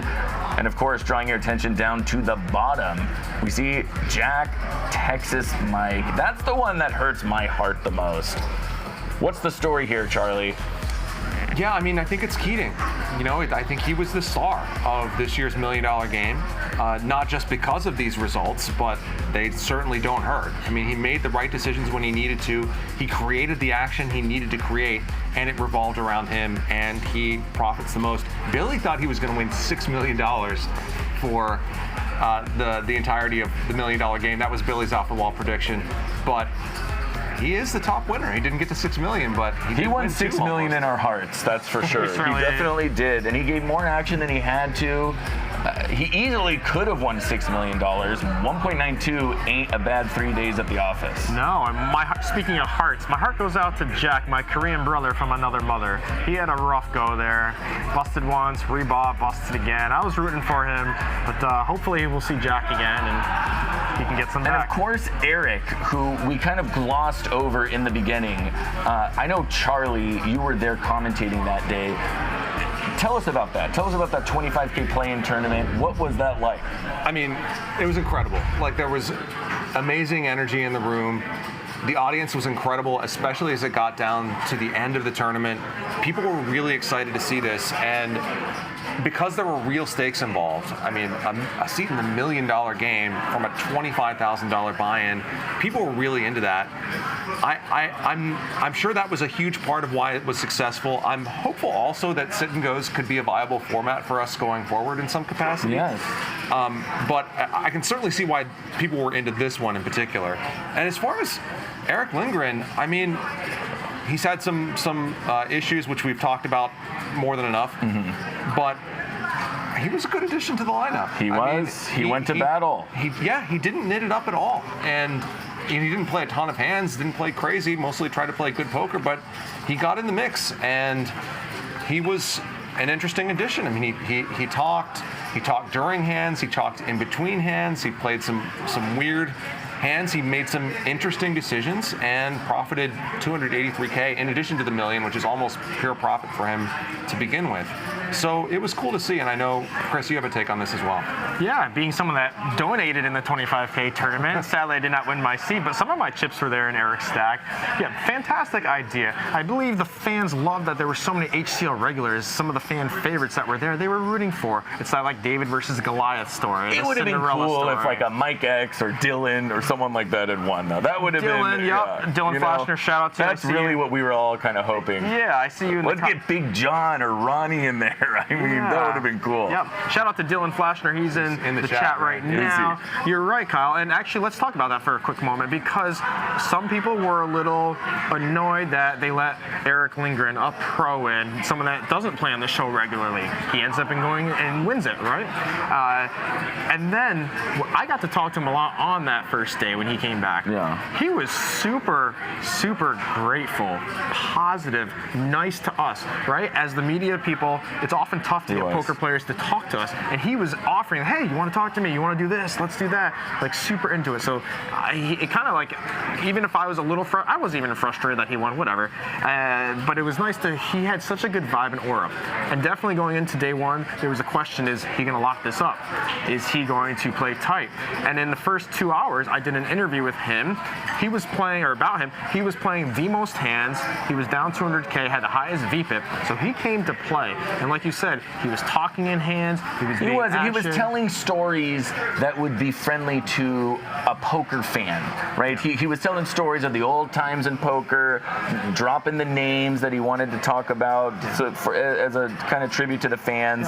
So I thought it was great. Yeah, it's great that he ended up booking a nice win. And one thing that he brought that none of the other players could is that old school poker pro, poker legend, because he was around for a millennial like myself 20 years ago during the poker boom, right? One of the biggest stars of the 2000s generation, the Full Tilt crew, all of that. And he brought that element. And I think a lot of people... He did. He had a funny thing he said. He said, I feel like Chris Moneymaker, so maybe Alan Keating is my Sam Farha. You know, that's what he said that in the interview with Ryan afterwards. And that just kind of puts it in perspective. Like, he might be a pro, but this was a big deal to him. So it certainly was. And I think a lot of the old school fans enjoyed that. Hate him or love him, that doesn't matter too much here. But he did bring a nice element. And he, like I said, I enjoyed having him around here. And I mean, I think it's, truthfully, Eric Lindgren was not an underdog in the $1 Million Game, but he had a sort of underdog story. He did. And people love underdog stories, and we've seen with the Max Payne Monday contest winners, people are really into that. They get really invested when someone runs up a stack in Max Payne Monday after they get plucked out of a 1-3 game. Yeah. And to have found another way to create a different version of that and make that happen in our biggest week of the year was really good. And I know this tournament came together very quickly. Maybe there's a way for future editions for there to be like a longer planning process that results in more of these types of people being involved in the $1 Million Game. Well, let's take a look now for the first time at, we'll call it the $1 Million cumulative stats. This is $1 Million Game 1, $1 Million Game 2, and $1 Million Game 3 combined. We had to divide it into 2 screens. So first, let's take a look at the winners. So this is overall the different results that they've had in the games, who is up total and who is down total. It's not my favorite thing to do because I don't think this really matters the most, but it is important to note and move on. The most interesting thing here is Alan Keating being second overall now. Alan Keating is second. If we could get him up to first, then order would be restored in the kingdom, but it seems like Peter is going to be there for a while. What do you make of this, Charlie? Peter still has claim to being the king of the $1 Million Game. He does. He wasn't necessarily this year, but he did win. He did win, be it a small win. By his standards, this is pocket change. He wins $250,000. So, you know, he finds that in the sheets. But overall, I mean, a lot of big names on this. You see Tom Dwan, Rob Young, Bob is now on there, booking that win. That puts him in the black solidly. Rampage, Tony G, JRB, Brittany now in the top 10. So it's just cool seeing a lot of representation across different swaths of poker, and really, I'm just stalling right now because I'm worried about the next screen. I don't like the next screen. There's going to be a lot of red, right? Enjoy the green while you have it. Well, yeah, let's enjoy the green. And yeah, like you said, a very diverse group of people here. Shout out to Brandon and Keating playing all 3 years. Not easy to play 1 year, yet alone 3 years in a row. Definitely some names on there that I know we would love to see battle again. And yeah, Peter, $5 million next year. That is true. On this chart here, it's Brandon and Keating the only ones who have played at least one day in all 3 years. A stalwart. Brandon won all 3 years. And Brandon won all 3 years, right? He's Mr. Consistency, books, a 500K win. Yeah, and he is now the second biggest all-time winner on HCL. Passing Tom Dwan. Yeah, wow. Very consistent, like you said. Brandon, does he have the huge $1.6 million bluff pots? No, but he's been playing consistently, doing what he has to do to get into the green. And yeah, props to him. Very silent, kind of like a silent assassin, just getting it done. All right, now let's go to the red chart. Let's take a look at the losers, but the heroes in our hearts, right? Texas Mike, that's the one that breaks my heart. I wish we could just cut that off of the screen. We didn't have to look, but he's down $3.28 million. Thomas right behind him. And you got Nick Airball, Raul, Jack, Action Dan. Actually, we had to change something on this chart. So Nick Airball, although he is down 1.04 million, he should be a little higher in the chart, being it sorted by amount lost. But you can see it's just, this is serious money. And I think sometimes we kind of forget, right? It just feels like play chips. These guys are out there, they're throwing money around. This is real money. Texas Mike is $3.28 million less in his bank account because of these games. And I just can't appreciate what they do more at this moment. When you look at this chart, it just, wow. Yeah, we should be grateful. The pain and the suffering and the losses that these players are going through is entertainment for us. So be grateful for what we get to watch. And right, and it's because of that clump of money, Peter and Keating and these guys that have won so much, and then all of those winnings get divided or stolen from so many different players. There's just another victim. One thing is certain, Alan Keating seems to own the $1 million game. This is his place. It's like he has home court advantage now. And any thoughts on those cumulative winnings? Did they just blow you out of the water? What do you think, Charlie? I'm just struck again by what a shadow Peter's performance in 2024 casts over everything. He wins $5 million in a single year, runs about as good as I've ever seen anyone run for several days, playing the biggest stakes we ever get to watch anyone play. And that's what dominates the top of the chart. It is. And will it be repeated? I don't know. Not a long enough timeline, maybe. Yeah, sure. You put enough monkeys playing poker. Yeah, right. 50 years. I think you have like the Cal Ripken streak, the Undertaker streak, and then you have Peter's $1 million streak. Right. Maybe? Well, this is, really just a prolific performance. Yeah, he had got cards, but he made some great moves and ran right at the right time, I guess. Now, it's time. Peter has definitely evolved his game, though. If you watch him, all the shows he's been playing on the last year or so. That's true. He's been very aware that people have picked up on the bluffing boss and what he's doing. That's true. He's adjusted, just like folding that ace-king to Horolibus and then doing some plays, flattening the ace-king, not barreling maybe when he would have before. He's adjusting to people adjusting to him. That is an interesting point. I would also like to second that when you watch Peter play, the Peter that was playing on our show a year ago is quite different from the Peter playing today. Safe to say, right? Keating was talking about how it was frustrating to him that Peter would be calling these bets, right? He's playing pot control against him. He's not raising like he used to. Where's the action?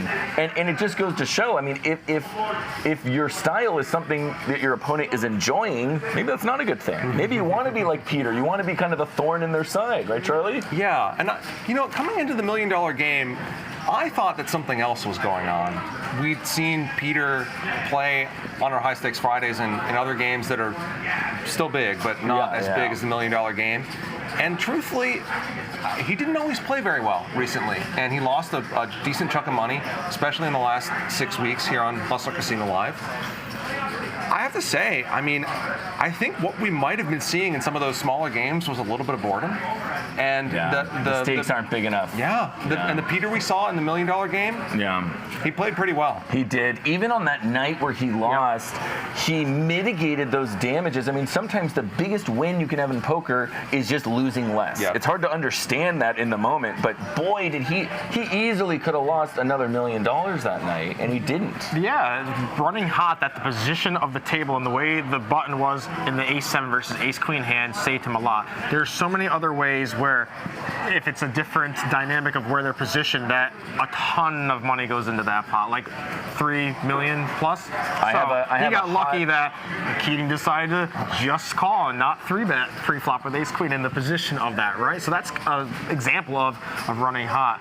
I have a hot off the press comment in the chat from Mr. Alan Keating himself. He says, Peter is a nit. People just don't see it yet. Oh, wow. Shots fired. Shots fired. Bang, bang. Boom. Next chapter. You thought this was now over? They do, Alan. Now they do. And so cut this clip. Before we get into the full interactive chat session at the end where we're going to be giving away some t-shirts, let's play everyone's favorite game, all in or fold. But let's emphasize also that cut that clip that Alan Keating just said Peter is a nit in the chat, calling him out. What is that going to do for the next chapter between Peter and Alan? Peter, I know you people, you watch this. Did you hear that? I don't think Peter cares. I don't know. Well, let's find out. Let's find out what happened. I also think that what we're seeing recently from Alan is that in addition to being a very compelling poker player, he is an expert storyteller. He is. And he is. It's evidenced by his channel. And yes, and his provocative tweet about Daniel Negreanu leading up to the $1 million game, and now Peter, he's very much into like poking these bears and seeing what happens. Alan is a showman. He's an entertainer. Not only just a fantastic poker player, but you get this. You understand what you're doing. Love it. Can't wait for the next chapter there.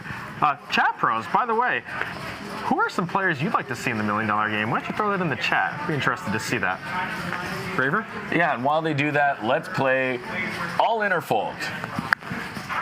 All in, Ryan. All right. Or fold. You can't check. Okay, last time I tried to check, it didn't work. So here's the topics. First, satellite tourneys for HCL regulars. Charlie. That's easy. All in. This was fantastic. I think we can do it even better next time. The audience loved it. It was great to see some new faces in the $1 million game. 100% all in.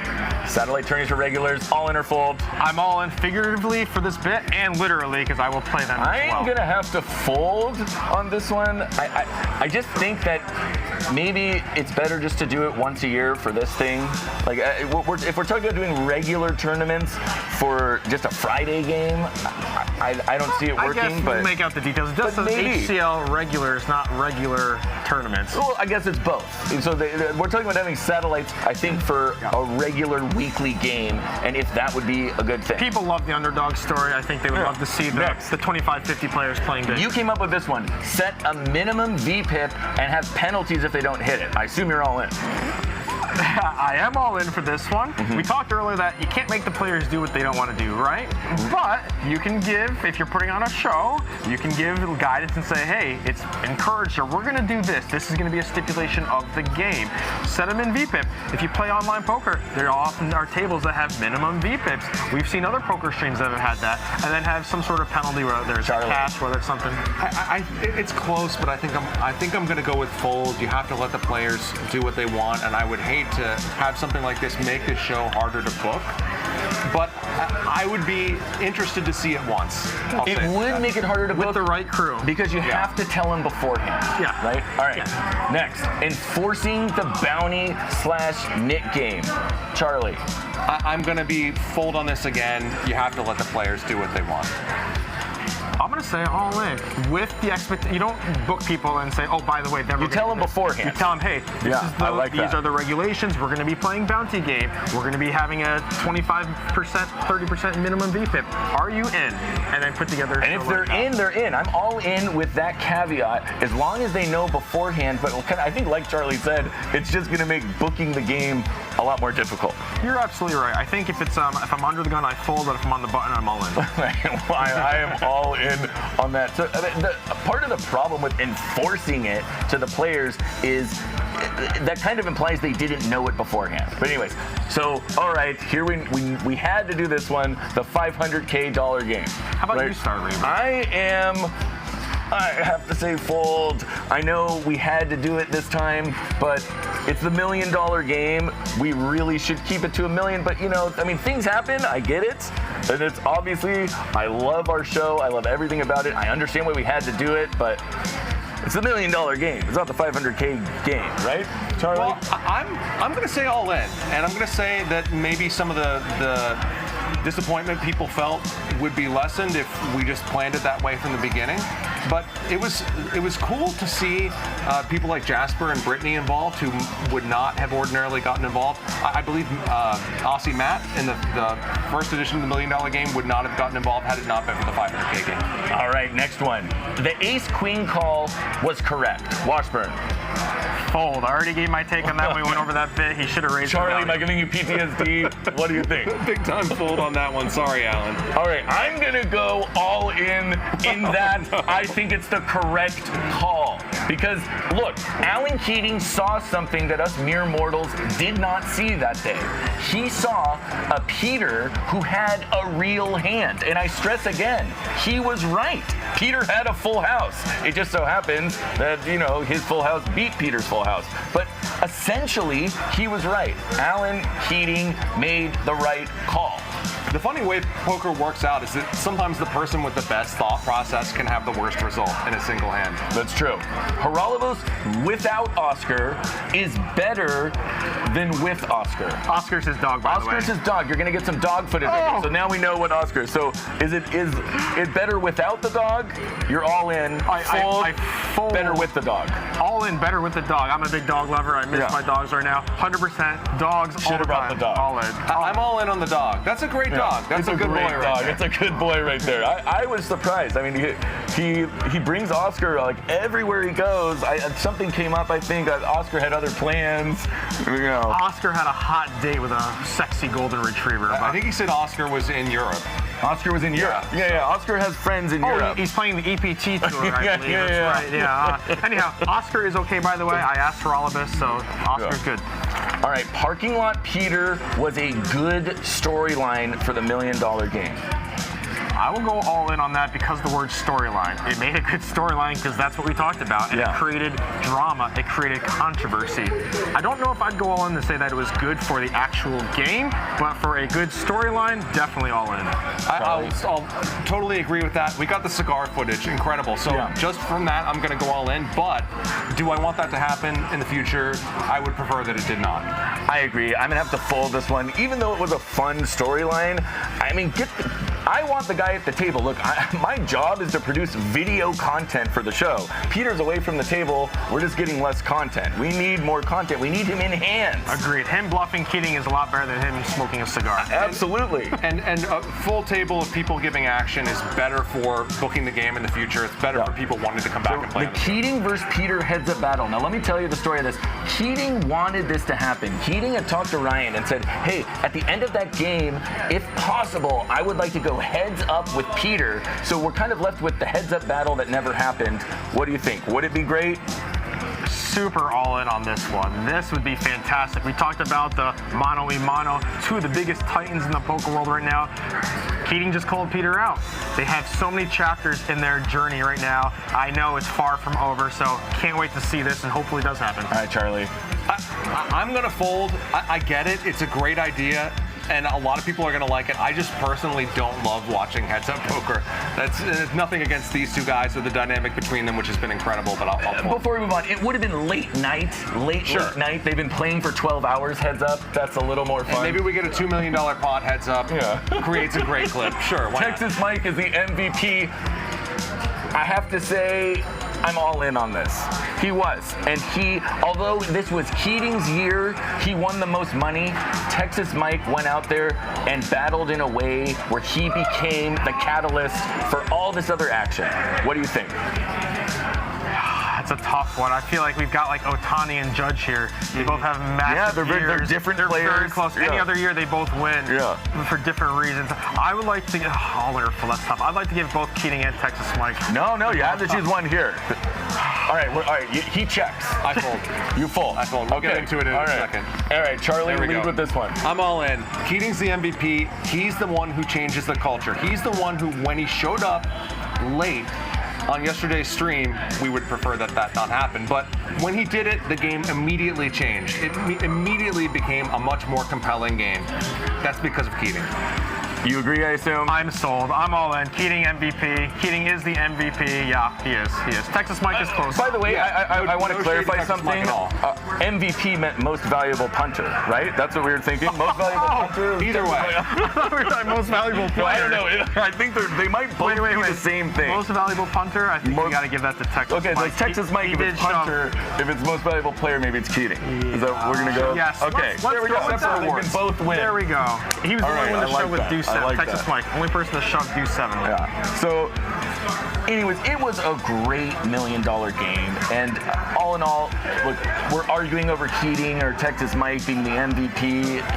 They're all MVPs. They all came to play, and although we didn't get our record-breaking $4 or $5 million pot, we had a lot of excitement. The lore of the $1 million game, it's going to grow from here, and there's a lot to look forward to at HCL. Absolutely, and thank you to all the viewers, all the fans that tuned in.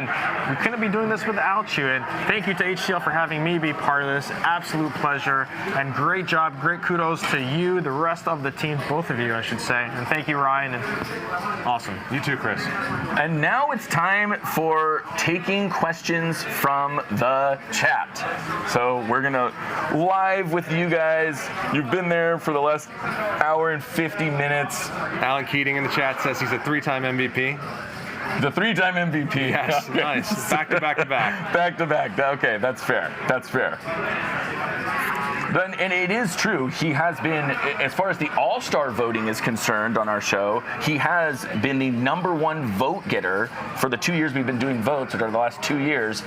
Alan Keating was the #1 vote getter. No surprise there. Yeah, so get those questions in here. Just so you know, there's a little bit of a delay, so because of just the broadcast and everything. So when you type it in, it'll take us a little bit to see it.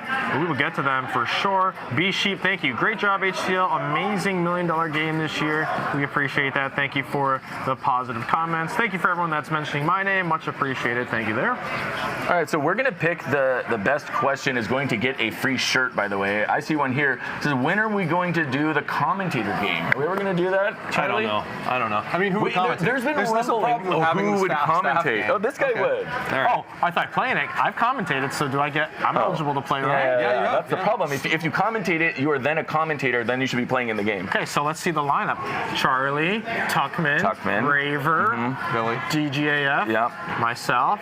Are we going to include Bart Hansen? Kieran. I've got to include Bart Hansen. Bart Hansen is in there. Oh, Ryan Feldman is the whale. Right. You have to have the whale. He's the whale in that game. All right, I love that. He'll be splashing. He'll be the most valuable punter. Dana Craven says anything funny happened behind the scenes. Actually, Washburn, you would have the clearest view of that probably, right? You talked to a lot of people separately and off camera. Yeah. So almost every player had a posse with them. Their fan or their That crew, was their interesting, friends. yeah. Yes. And a lot of them, like Texas Mike's Chicago crew, they were playing here right on the floor, gambling a ton. But they would check in a lot, and I would see them talking about hands. They would watch it on the stream. Some of them were being very analytical, like, oh, he had this here and that type of thing. And some were more like, hey, what do you need? You want a salmon? You want a steak? Did anything super funny happen? Peter had a posse. Peter had a posse. He had a Queen A7 hand. He went over to this table over here and sat for 15 or 20 minutes. I assume talking through that hand with a group of younger players. That was interesting to see. Yeah, they definitely do. So the players, sometimes they go for just support, just for someone to talk to, just for someone to kind of de-stress for a second. And then some of it is technical, analytical talk strategy. So yeah, they're looking to get every edge they can there. So everyone that you saw, though, that I did an interview with on camera, big shout out and thanks to them. I mentioned earlier clear that not all poker players want to be interviewed or want to talk. And those that are willing to do that, Alan Keating, especially thanks to you are all for that. The people that get it, that this is a show that people love to hear them talk. That takes a lot, especially when you're playing such high stakes. Yeah, I actually have it on good authority, that authority being Ryan's voice in my ear, that when Peter went over there to talk with his posse, that he had essentially been spooked, right? Everyone who's a poker player knows this feeling of being spooked. Now, Peter is quite superstitious, and he'd gotten bluffed by Stanley. He had lost that hand, and he got up, and I mean, he had the ick, so to say, wanted to leave, was going to leave, kind of reluctantly decided to stay. This is always the kind of push and pull we have with these players. We can't tell them to stay, right? If they want to go, they can go. We can, hey, it would be cool if you stayed. In the end, he did decide to stay. And a lot of times I think this is an aspect of streamed poker that people don't fully understand, that when you commit to a poker show, you feel a responsibility to keep playing, right? And when you're on tilt, whereas if you're playing out on a casino floor game or you're over at your buddy's house and you're playing in a private game, you're starting to feel tilted, you would just leave. It's like, you know what, guys, not my night. You guys have fun, I'm leaving. But when you're on a stream show, there's this extra pressure to stay, and that's actually kind of what oftentimes leads to some of the greatest pots in poker is these guys are staying way beyond their limit, way beyond where otherwise, because they feel like I need to stay. Peter doesn't feel that way, right? He goes out, he smokes out. Seriously though, there is a lack of that. He doesn't feel the need to please others in a way that a lot of these other people do. Very true. Eric Lindgren talked about that day one, right? Because he was obligated to play 8 hours, and right before that happened, he came up to me and said, hey, we should do an interview. Am I going to stay? Am I going to leave? Yeah. He told me that he was very tired, that he wanted to go, but he ended up staying, I think, 30 or 45 minutes beyond that. Part of that because he understood that it was a show, it was good for content, and so yeah, that's a great point. Shout out to him for staying late. All right, yep. Charlie, you have a good question? B-Sheep says, I want to ask Emil Hirsch to paint me like one of his poker players. Those paintings were great. What a classy gesture. And it's really something that we've gotten through almost 2 hours of this broadcast, and we haven't yet talked about the fact that an actual movie star showed up and delivered portraits of two of the players to those players while they were at the table. Emil Hirsch, the star of Dead Money, Into the Wild, and Speed Racer. I mean, just an incredible LA moment, and an incredible thing about LA poker is that you just occasionally have people like that jump in. It's crazy, yeah. Shout out to Emil Hirsch. You're the reason why I don't eat berries in the wild anymore. Thank you for that. But the paintings were fantastic. In case you didn't see it, they were huge. Two people had to carry them in. One of Alan Keating, one of Peter. He delivered it. We put it on camera, surprised them, and they were amazing. So yeah, Emil Hirsch, LA, you never know who's going to show up here. And I think that was a reference to like Titanic, the way he said that line. Paint me this, wearing only this, Jack. Do you think there was enough room on the wood for Jack or what? Yeah, he's also painted other poker players like Kevin Hart, Nick Airball, Ryan Feldman. Eddie Ting. Yeah. Oh, Ryan Feldman. He has a great painting of Ryan Feldman. It's actually in the nude. Dylan Flashner says, Emil did one for me too. He's one of me too. He's such a talented guy. That's great. Must be nice, Dylan Flashner. Well, Dylan actually just asked a question too. He says, how was the atmosphere in general for you guys this week? Was it cutthroat or more relaxed this year? I would say it was more relaxed. I mean, yes, it was cutthroat, but because there wasn't that big moment, that big, oh my gosh, everything changes with that huge pot. It kind of just moved forward.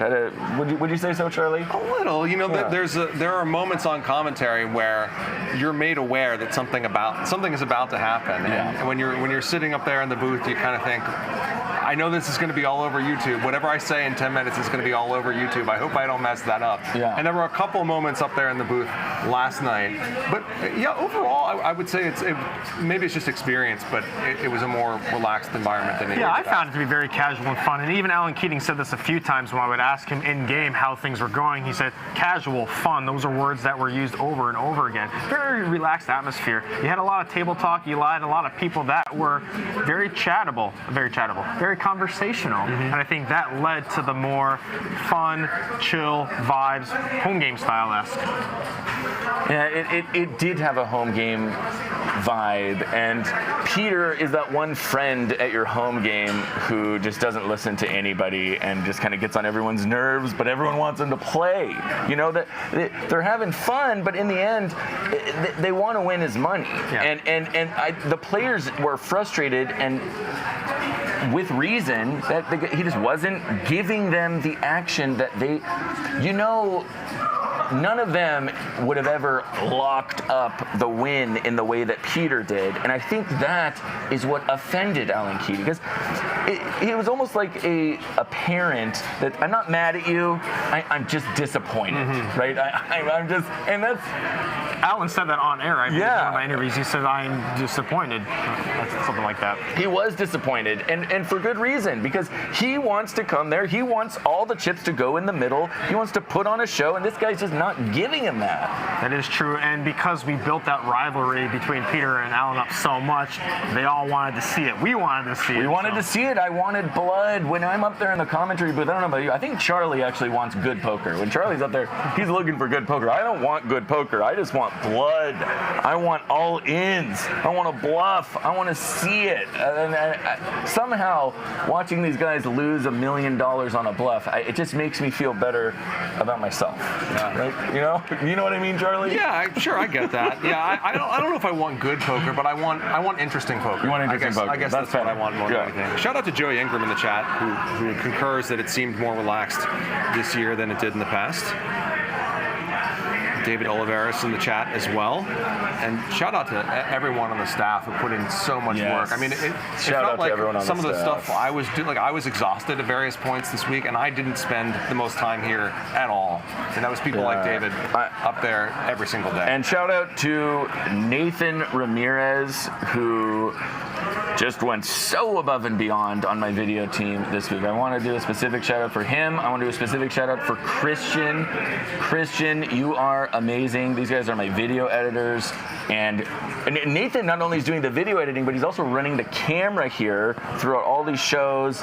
And Aatmaj and Bishi, the whole team is just amazing. And then the production guys, David, Moose, Mike, just an incredible team. And Neve, don't forget about Neve, the director. Just incredible work. Everyone's been putting in these long hours, and this is like our Super Bowl, and it's nice to just knock it out of the park, right? Next year will be even better. So let's take a couple more questions. Remember, the best question is going to get a t-shirt. Yeah, chat. What do you want to see at the $1 Million Game? What do you want to see at Hustler Casino Live in general? Do you have any good ideas? Good ideas, not stupid ideas. But get them in here. This is your time. So many times your comments get pushed aside, don't get acknowledged. Right now, this is what we are doing. We are here to acknowledge you, just like Roman Reigns. Knowledge. Cool says, what was the most popular food item ordered by players during the stream? It's usually the salmon. It's usually the blackened salmon, but this isn't the Tuesday crew, so I don't think anyone ordered blackened salmon. I saw a lot of regulars. Galbi. Peter was a big fan of the pho. He got that twice. So, which is quite good, by the way. It's so fucking good. It's like way too good. They added it to the menu like 3 months ago, and it's amazing. It's as good as you'd get at some little Vietnamese restaurant. It's true. Asian representation. I want to point something out too, that this is just the start of the discussion. So we're taking some questions from you guys. After this, we are going to be hosting a Twitter Spaces. Ryan is getting that set up right now, and there's going to be a Twitter Spaces where you can ask all of your different questions. It'll be more of kind of an open forum, and so if you're a DGen who likes to waste his day on Twitter Spaces, there will be hours of that to come after the show. Let's get to one or two more questions. Charlie. Slow Own says, can next year's game have player intros like WrestleMania? I would love to see Keating come out to theme music and pyro. Well, we already got Bruce Buffer. We did that. Awesome. Wait a second. Shout out to Bruce Buffer. Well, that exposes whoever said that they didn't watch day one, because... Well, we didn't have pyro. We didn't have pyro. No, that's true, but we had a fog machine, we had lights, we had Bruce Buffer. Go to the... We had myself playing the music. I did the intros just like WWE. really wrestling. did try to make it WWE-esque. We really did. We don't have things blowing up in here. I'm not interested. It's tough to have No pyro pyrotechnics. indoors. They have the cold spark. We use it a lot in the DJ world. But I was cold saying sparks. we needed lasers. I was like, we needed more lasers. We couldn't quite get the lasers together, but There's also next time. issues with the fog machine. The casino was The saying casino we does not like the fog machine. do it too much. Yeah, fog machines aren't great for Alan Keating indoors. wants an Undertaker intro. That would be amazing. Alan, I asked you what song you wanted for your intro. Why don't you tell me Undertaker? We could have done that. Yeah, we could have done it. Yeah. We could have dimmed the lights. Oh, all right. Goals for next time. Yeah, let's make a note of that actually. Bob Zerker says cannot have pyro indoors. I mean, says who? Right? Is that a hard rule? You know, I mean, can you? I don't know what the rules, the state laws here in California are. I'm from New York, but it's yes. But they make cold sparks. We use them The on cold the sparks. DJ world. Okay, They look see, like we'll figure something out, Bob Zerker. they look like Thank you for your input. sparks, but they don't burn.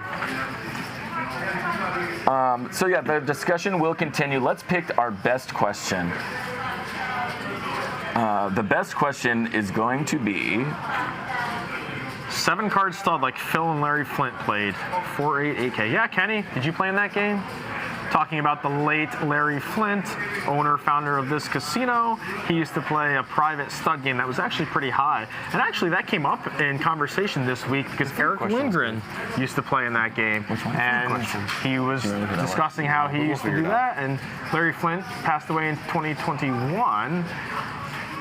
Unfortunately, but I know that I talked to the GM here, Shaun Yaple, and he said that one of Larry's dreams was always to have huge poker games in his establishment. And unfortunately, Ryan Feldman said that he passed away right after the HCL deal was done, so he never got to see it fully. But I'm sure he would be. It's happened. Yeah. So we're choosing the best question was the food question by Cool. So that's at Cool Weather 28.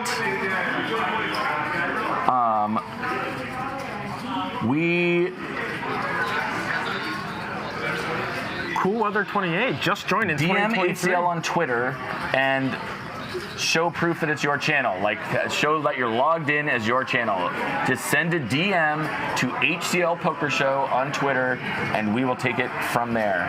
So thank you so much for joining us at the $1 Million Game, the recap show, all of it. It was just phenomenal. Any final thoughts, Charlie? I'm so grateful to have gotten to be a part of this and to have done this with you guys. Yeah, we are so grateful for you. You really, I feel like you've become like the Marv Albert of our sport. Like you're the, you know what I mean? Seriously, like all these big moments now, it's his voice, and he plays it straight in a sporty way that it feels more official, you know, and it's awesome. And you with the sideline interviews. Whoa, let's not forget about that. Thank you. And all the suits. Super grateful that Ryan had faith in me to deliver in this, whether it's DJing the meetup games and now DJing here and doing the sideline interview stuff and being part of the media team. It means a lot. Also, thank you for just poker. There's so many male Asian poker players and not a lot of male Asian representation on this side of things. So that's something that I would like to be part of and help, because I just feel like there's room for us to grow in that opportunity, and I'm thankful, I'm honored to be part of that. So thank you, Ryan. Thank you to Hustler. So to all you chat pros, degenerates, all of you guys out there, thank you so much. And it's going to be a big year for HCL. We're going to be doing some big things that are really going to shock you. There's big games. We don't just have the $1 Million Game each year, right? There's all these tentpole events in between. There's going to be more than ever. So stick with us. We love you all. Have a great night. Thank you, guys.